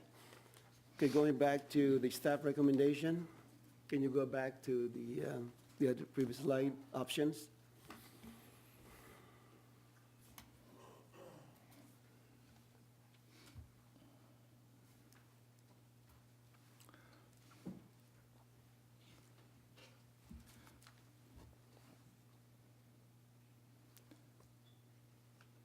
Any Ken, thoughts? Any thoughts? So we got the narrowed down to, there's only two more. And can we hear from, any comments? We don't have to open a public hearing, but if they're in the audience, can we hear from any of the, is there any questions from us to any of the existing operators? Will that be part of public hearing? Just basically It's not comments. part of public hearing, but you certainly are able to ask questions of the applicants if you have additional questions. Okay, all right. We can, any objection to that?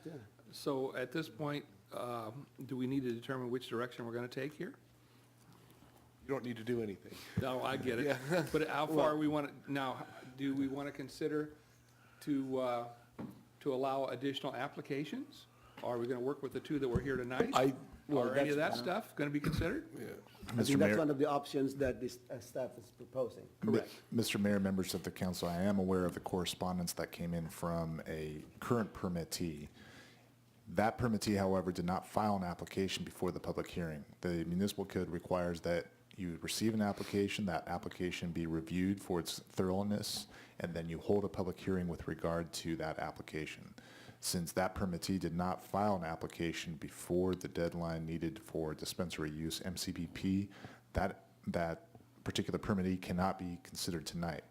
If the council wishes to continue the process or reopen the process for a future meeting, it certainly may do so, but it can't take action with regard to that particular piece of correspondence tonight. So based upon its last action for adopting the resolution of denial, you now have two applications for consideration. So you can issue a MCBP to one of those applicants, not issue any MCBP at all, continue the matter to a future date, whatever you want to do from that standpoint. But in terms of adding new applicants in at this point, that would be a violation of the municipal code and it wouldn't be able to be done tonight. Right, okay, yeah. Well, I think, to me, based on the last meeting, I think we were... Locked up. I mean, we're locked, I think, and my thought at this time is to allow additional applicants, but limiting it to current MCBP holders. See if they can apply and see if we can increase the playing field, so to speak. In essence, I'd like to increase the number of applicants by two more, which are the additional current MCBP permittees.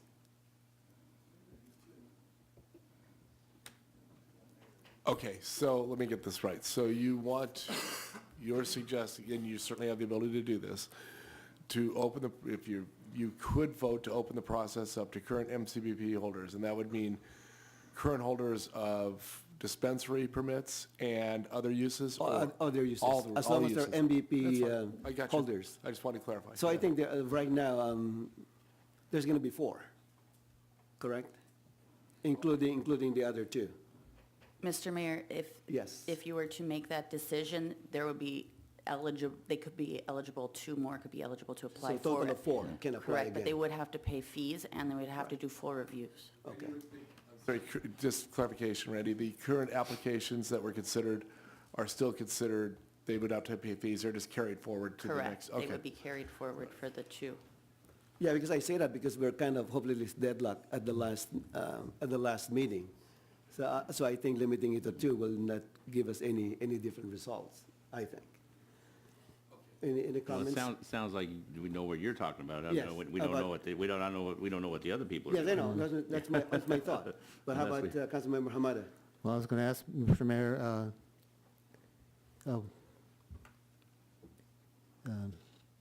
is that a motion? No, it's not. All right. We're just talking about possible options here. All right. I'm not yet making a All motion. right, you know. no. So we're just kind of airing out our ideas here. Yeah, So, again- It's open, so we can share our Yeah. ideas. Well, as written in the report, the key bit of information was that, again, the hearing was closed. You know, there's no further testimony. I mean, you know, even anything that was done after that meeting to either change or, you know, so, I mean, I'm open to seeing some more sites consider, one more dispensary. Okay. Okay, Mr. Coops, want to chime in? Well, how long do we want this stuff to go on? Yeah. I know. Well, Yeah. I mean, Jesus will be back before we get this done. Last week, we ranked them, and we had the top two were ranked. Just saying. But if we begin again to go back and we're not sure whether or not the two that we have here will even stay in the game. They may have situations that are evaporating as we speak about them. You never know. yeah. We may still end up with two. Maybe end up with nothing. They may say, you know what, we're done here. We've paid enough money. We've spent enough time, and all you guys do is keep kicking the can down the road. Paint or get off the ladder. That's a possibility. They too. can do that. Yeah. And we probably can, we also have the option not to grant any more license. No, but the only reason we're in this business is for income. And the longer we wait to put these permits in place, the longer it's going to take for us to get an income stream. And, we're already working with budgets to try to, and we're already anticipating that budgetary areas for next year are going to be leaner than in the future when we try to get this going. Now, if we don't get this going at some point in time, who would have ever dreamt after that marathon council meeting that we had in December of 17, that a year and a half later, we would still not have one minuscule amount of money. We've got our permit fees and we got all the other stuff, but we haven't got any tax money, sales tax money. Who would have ever dreamt that it was going to go this long? And so I want to try to advance this in such a way. I believe that the two applicants that are considered tonight have been vetted in such a way that we have a place that they could do business here and they could do well for themselves and for the city. That's my opinion on the situation of tonight. If the majority wants to include others in the process, we'll see how the vote goes. But I'd like to make a motion, we'll see if we get the support, to go with number one, determine and issue a dispensary MCB permit for two applicants considered on April 18th. That would be my motion at this point. See if there's any support for that I'll idea. second that. Okay. Motion by Councilmember Coop, seconded by Councilmember Dundon to issue one of the remaining license tonight, based on those two remaining applicants. Right, let's give that a try. Okay. Roll call, please. Councilmember Coops? Aye. Councilmember Dutton? Aye. Councilmember Hamada? Aye. Mayor Santenaz? No.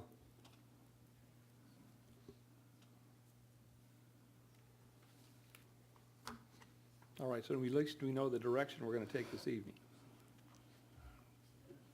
Not necessarily. It's still- Depending on the vote. I mean, Yeah. there's no guarantee. No, but I mean, at least we've determined which of the council options. Right. We're not going to discuss this like This point in item time. 3. Yeah, but if we're deadlocked again, then. Yeah, the second vote, roll call. We don't know until I vote. asked for roll call. Yeah. There was a motion already. Oh, you need a motion. Any motion? For what? We just voted on, I guess. Yes. So you ready for a motion as to who we want to have the It passed already. permit? We're gonna take item 1. So issue the permit tonight, right? We're on track. Okay. Peter, you want to come up and vote? Is that what you said?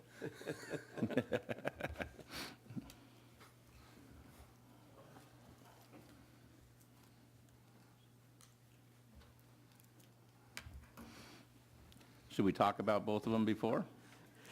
We were going to have About a the question and answer thing. Yeah. Wasn't that where we were About going the with it? attributes of both of the applicants and refresh our What they're findings of- offering? Offering, exactly, yeah. Mr. Mayor, members of the council, just as a reminder, there is no public hearing. There's no So public the hearing. Q and But no, the A, discussion between us. okay, gotcha.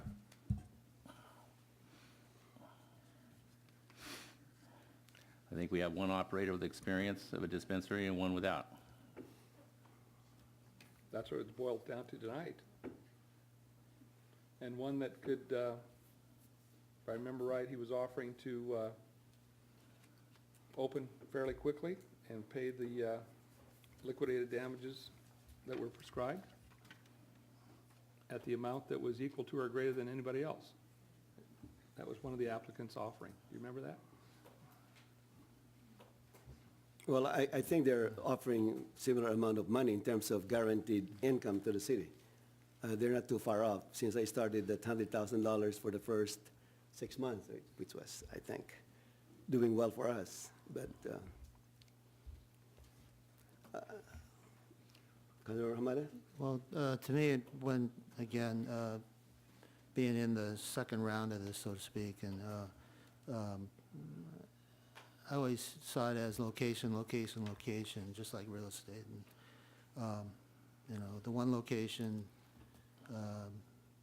you know, seems to be in an area that can, based on the surrounding land uses, can deal with, you know, deal with it. The other one seems to be in a more of a neighborhood, commercial type of setting, where it's again, the question of being acceptable to that area. And, you know, yes, I think they're all going to take care of the aesthetics. You know, both have parking. You know, the security, that's all there. I think we discussed the money last time, so that to me it was a, you know, neck and neck kind of thing. So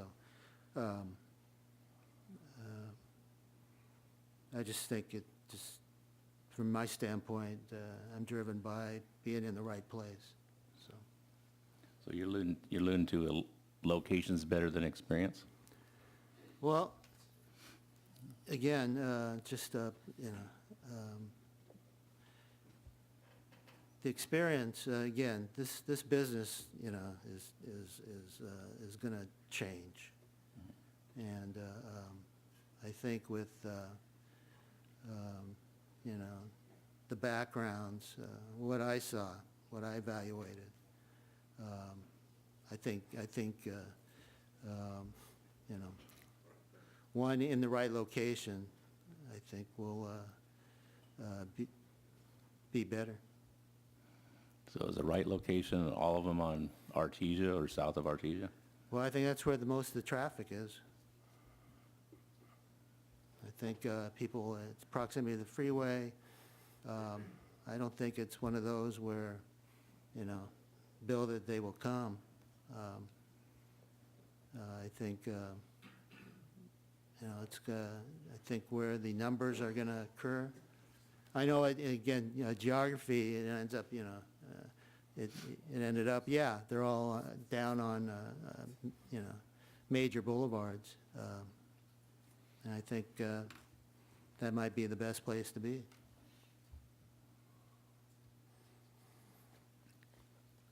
I think from the very beginning, I think the biggest driver here is the money. I mean, there's no doubt about it. We cannot sugarcoat that. It's about the money. But to me, if there's an alternative to getting that money in a less, not too bad of a way, I would go for that. And I think, from my perspective, the last two applicants we're considering right now, speaking of location, I think one is the best, and I say that at the last meeting, one is the best location in terms of what I perceive as the impact on the community. The other one is the worst location in terms of students going in and out, especially my biggest fear is the high school students. Because I've watched these licenses in terms of their construction. Some areas, kids walk by, but they walk by with their parents, grade school. But in this location that is on Clark in Somerset, high school students, they walk by themselves. They walk in groups of 3, and I've watched them. So I just cannot, in good conscience, support that, you know. And I think there's no public hearing, ma'am. And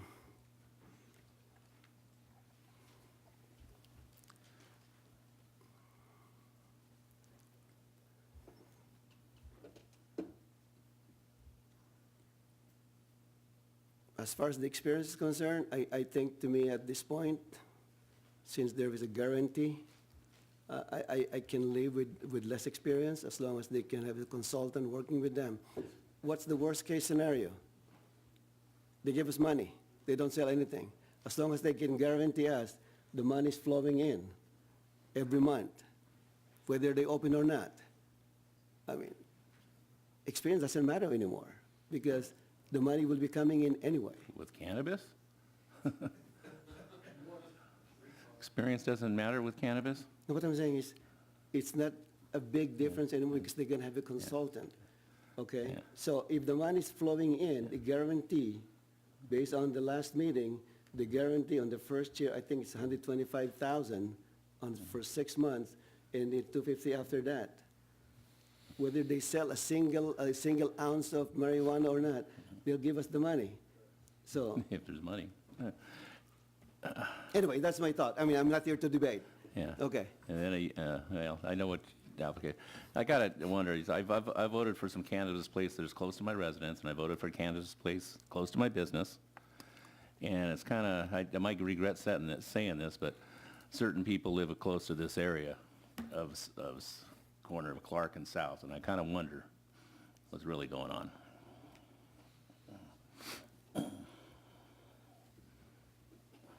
Mr. Mayor?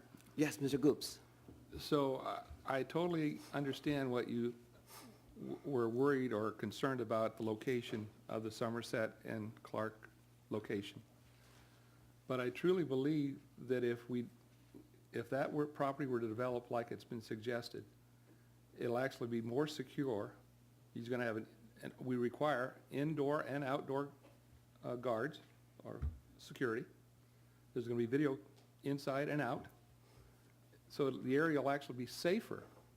Now, in terms of groups of high school students walking past it, they will not be able to go in and make a purchase. That's not what we're doing here. Most of us have visited these types of operations and see where you don't even get into the store area. There's a pre-staging area that you have to enter before you're even admitted into the area where the product is distributed and sold. So that was my thought about the location, that it would not be a detriment to the community in that area. And I understand what Mr. Dutton's saying about having Artesia Boulevard be the, it's like if you had a car dealerships all up and down Artesia Boulevard. Now we have more cannabis type operations than if we had them on another part of the town. In terms of experience, I think that's important. Joint Forces has publicly admitted that they have hired a consultant and operator to run their business for them in hopes that they are successful. So they are offering their own expertise in this distribution or the dispensing of this product. Now, they have other abilities. I think that they came in with the idea of manufacturing, of cultivation. That's their strong point, and I'm not going to take that away from them. But they're stretching to a place now that they are out of their comfort zone, and they're hiring someone to do that for them, and they've acknowledged that. I realize that promises are made on what we're going to do here in terms of income and liquidated damages, and everybody's agreed, and you saw yourself, we've all been a party to when the commitments were made on when they were going to open. And everybody, when we had the meeting in December, they're all going to open by January 30. Well, those dates have come and gone far beyond what we ever expected. And so we had to try to impose other ways of encouraging them to open quickly. I believe that the location at the corner of Somerset and Clark lends itself to an opening quicker than in other places. In fact, the applicant has mentioned that he could be open, I believe he said, by June 30, and have not a completely satisfied business there, but he'd be in business to begin the process. His business now currently is in Los Angeles, and he's very successful there. He actually lives in Downey.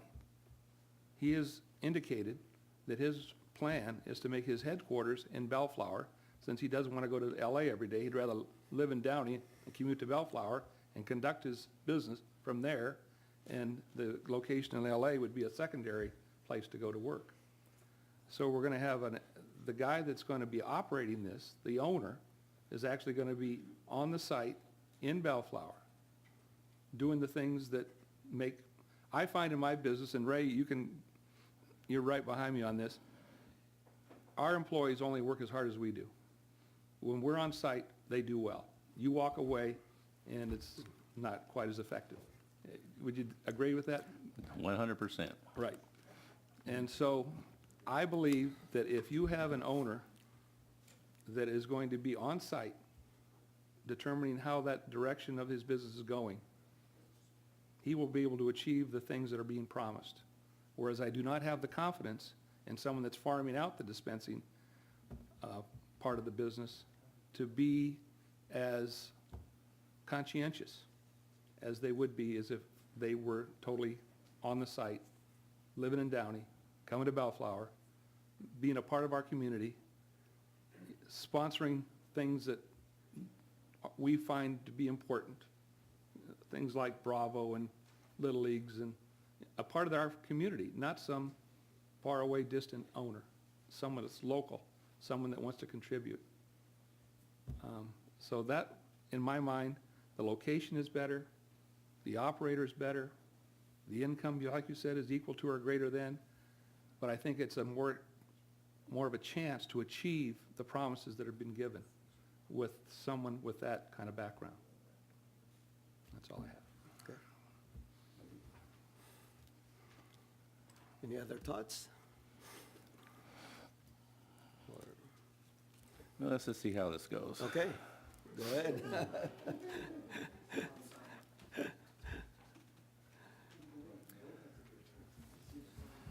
Motion to approve resolution number 19-29A, resolution approving medical cannabis business permit to operate a medical cannabis dispensary and delivery with a conditional use permit location number CUCAN 18-07 at 15106 Clark Avenue and 9426 Somerset Boulevard. Second. Motion by Councilmember Danton, seconded by Councilmember Coops to adopt resolution 19-29A. Is that correct? All right, roll call, please. Councilmember Coops? Aye. Councilmember Dutton? Aye. Councilmember Hamada? No. Mayor Santenaz? No.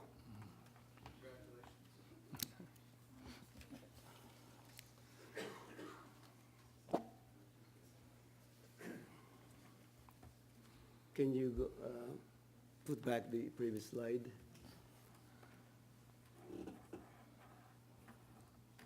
Okay, I just don't want to do it over and over again because it's just like Einstein said, doing the same thing over again, expect the same different result is blank. Anyway, so I'd like to make a motion to change the current MCB process to allow additional applicants. Why don't we vote on the other one is then before we do that, so we get clear the slate here. Well, I don't think, if you want to make a motion. Should we vote on another one? We don't have to.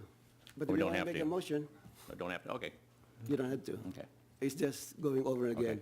I want to get. You don't need it for the record then. Right, exactly. Okay. I want to get new information from them if they want to apply again, because I think, I want to give them a chance to make another presentation if they want to apply again.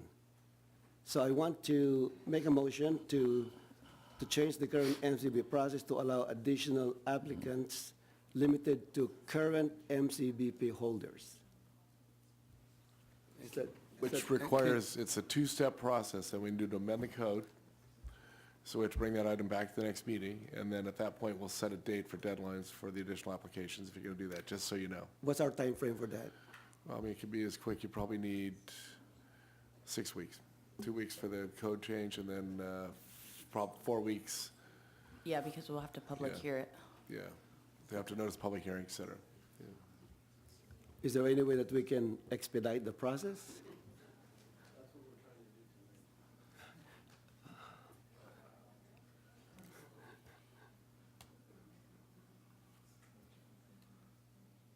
Can we hear who the other potential permittee applicants would be?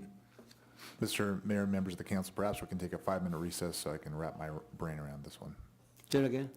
5-minute recess? 5-minute recess. All right, 5-minute recess.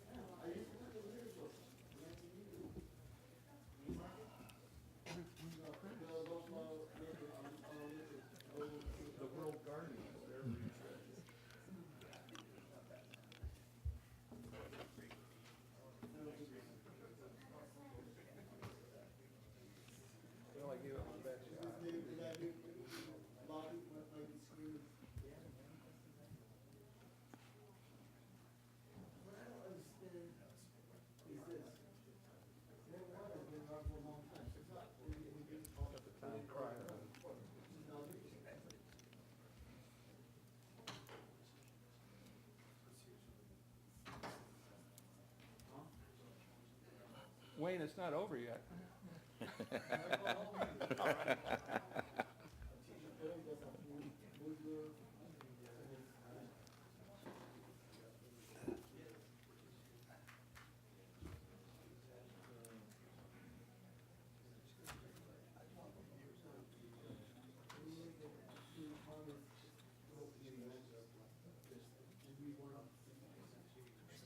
Yes. Sure, over at your church, you roll out the red carpet for me. So I don't even get the red carpet at the house. I got it at church. Yes. Yeah.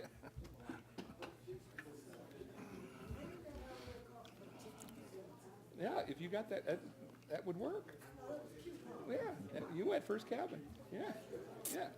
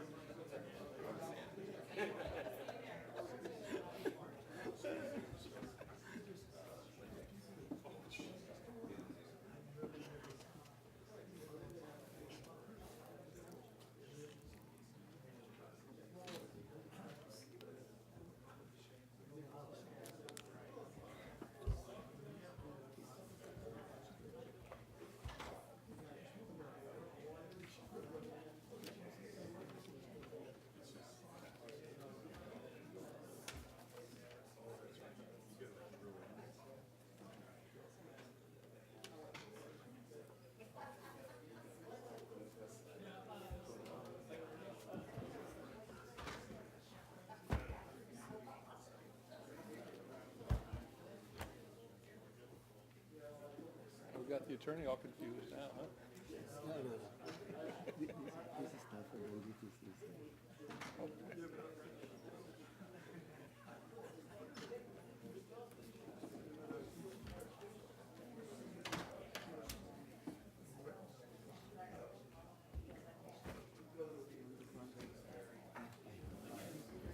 Obviously, Wayne, I'm not either. You know, and that,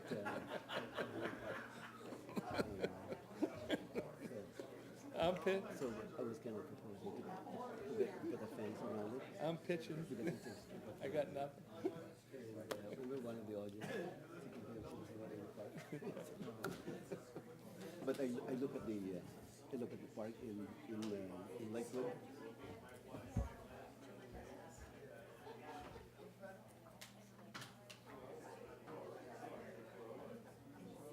It's the longest 5 minutes I've ever had. It's very nice. Very nice.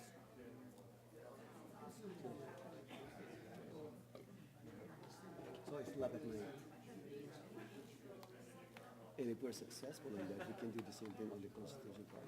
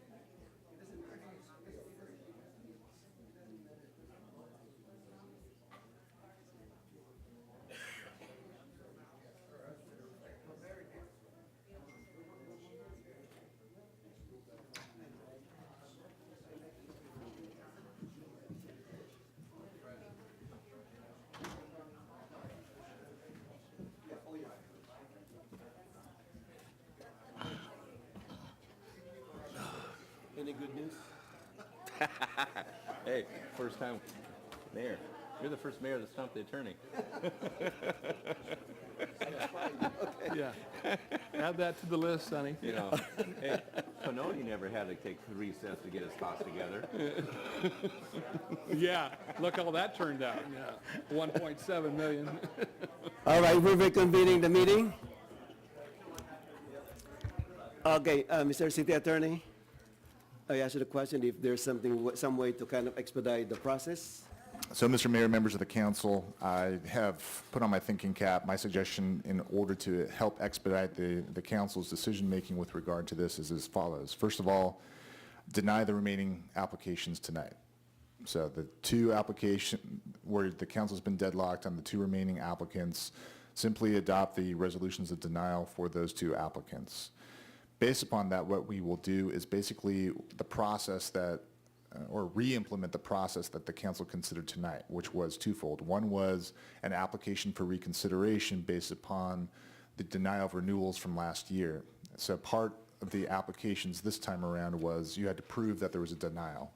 So when we come back with recommendations with amending resolution number 1916 at the next council meeting, and the key here is the next 2 weeks council from meeting. now. 2 weeks from now, Tonight, okay. we will have proposals for an amended resolution that allows for a reconsideration application for all the applicants that were denied during this process. They would have to demonstrate that indeed they were denied, and then they would not be charged an additional fee. They would simply throw their hat back into the ring for reconsideration at the next public hearing.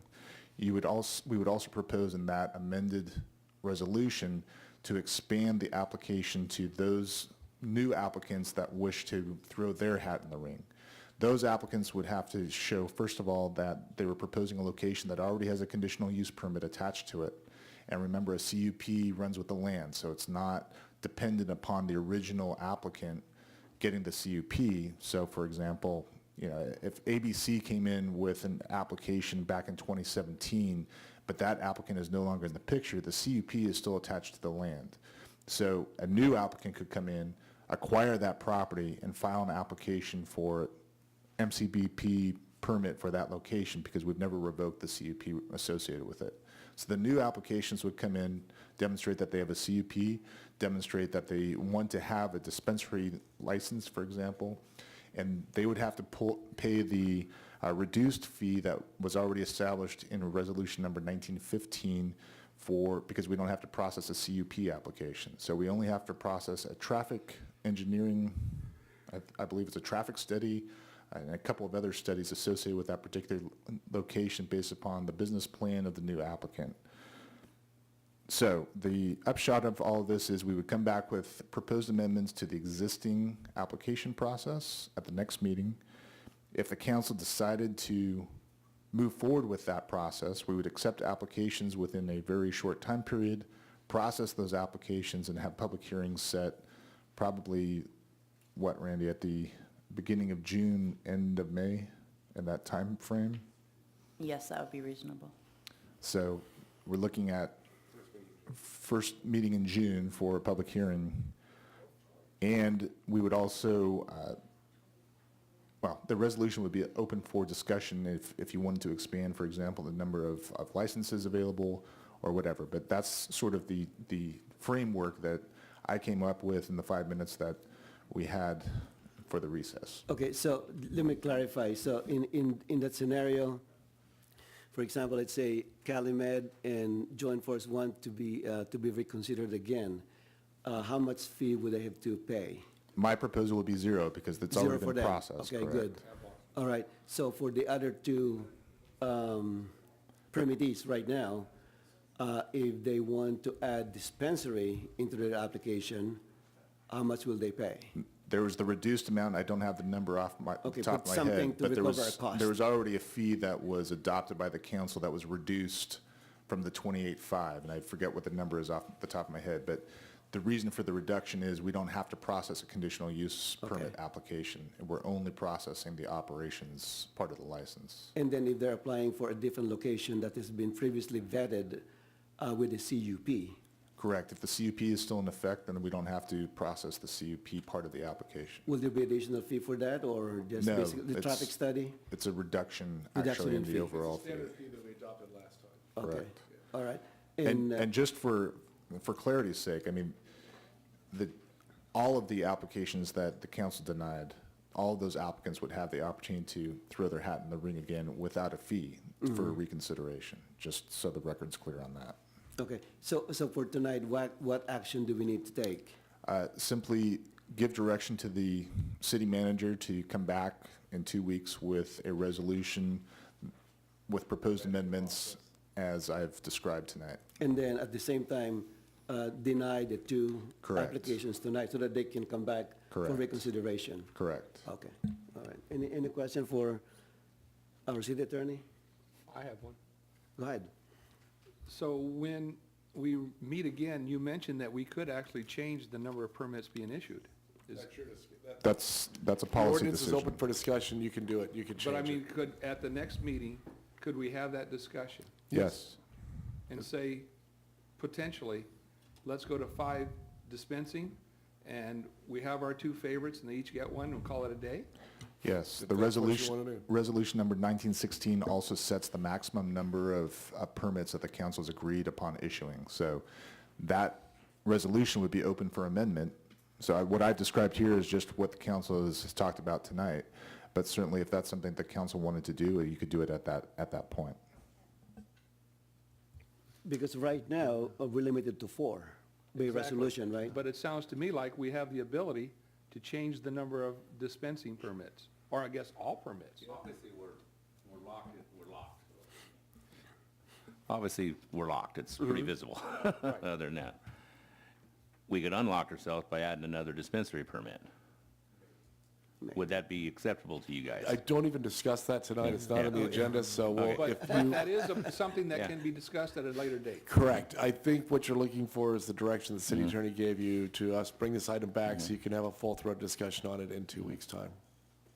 That's Okay. my thought. Councilmember Hamada, any comment, any? But if we were to go that route, then we wouldn't have to open it up to everybody and I would still suggest open it up. amending the process as I've described. I'll just say wait and see, so. Okay.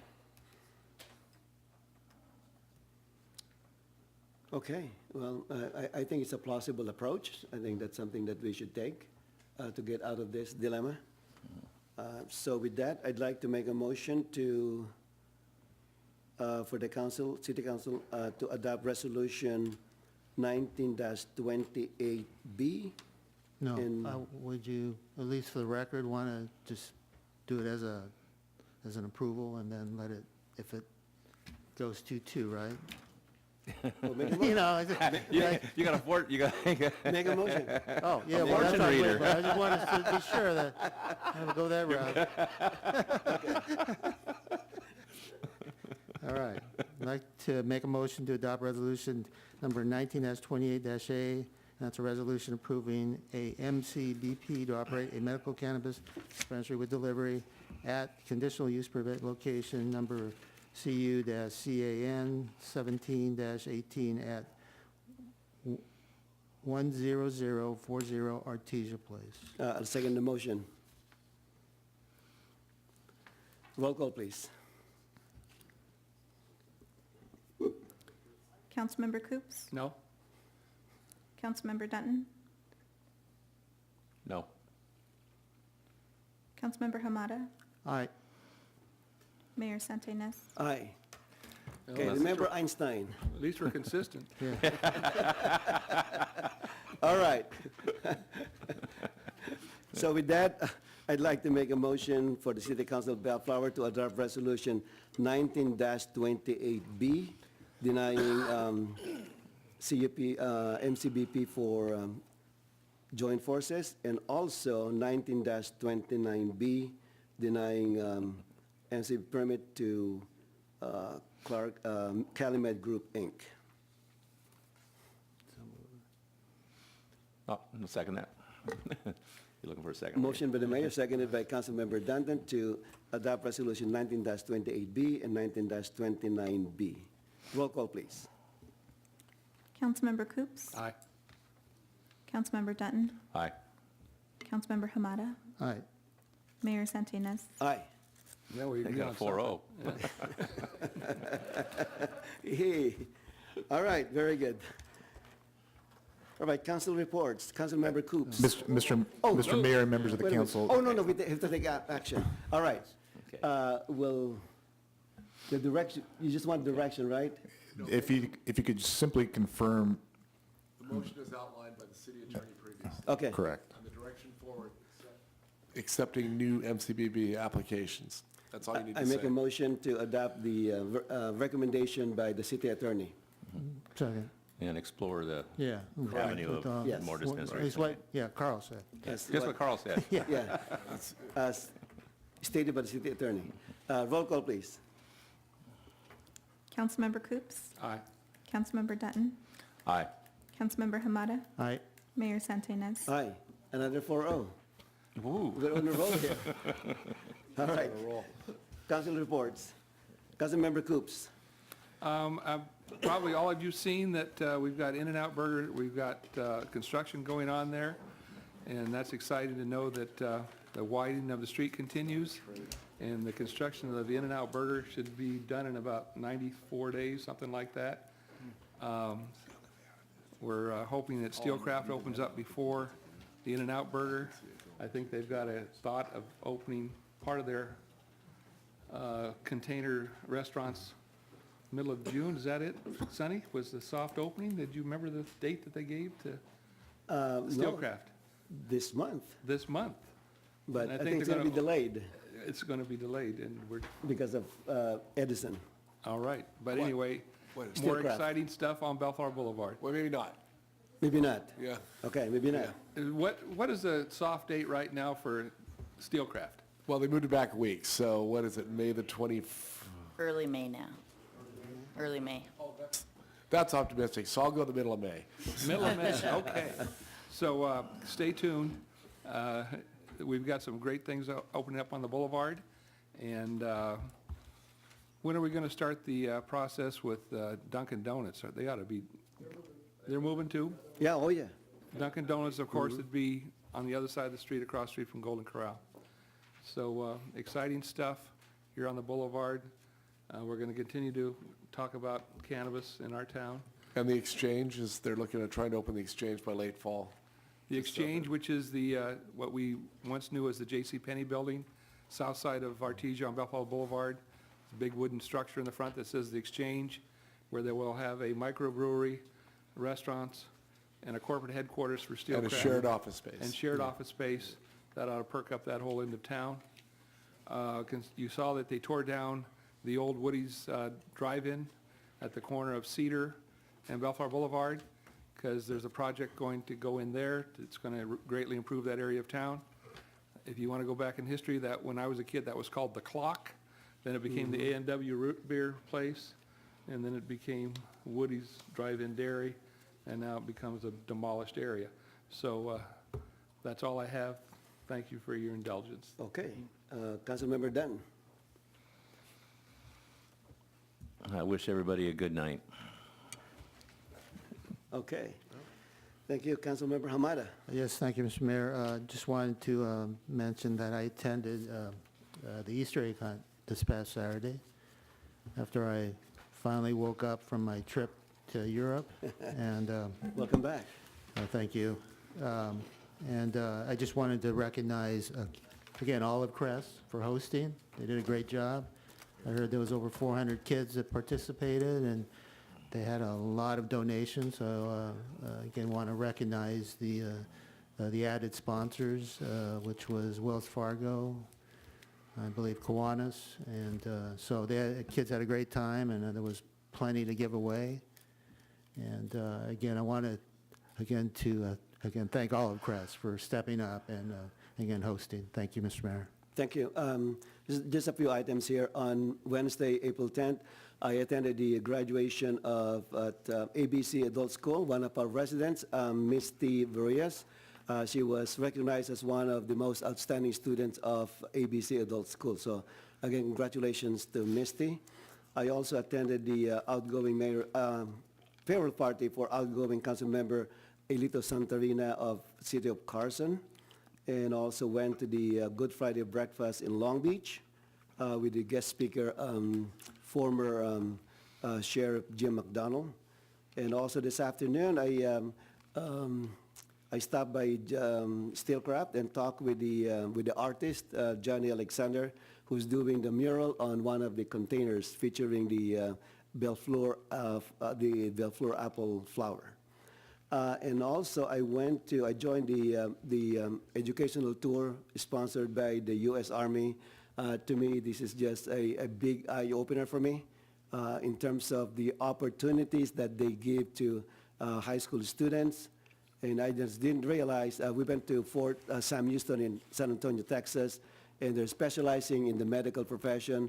There's over 50 tracks that kids can enroll, and they can get paid, they can serve the country, and at the same time get educated, ranging from dental assistant to surgical nurse to dental hygienist to Medivac and PA and many other fields in the medical profession. So I want to thank, in that regard, I want to thank Kristen Smith for reaching out to the Lions Club. I'd like to invite the U.S. Army to do a booth during the car show sponsored by the Lions Club. So I think it's going to be a good exposure for them to recruit potential soldiers into our military.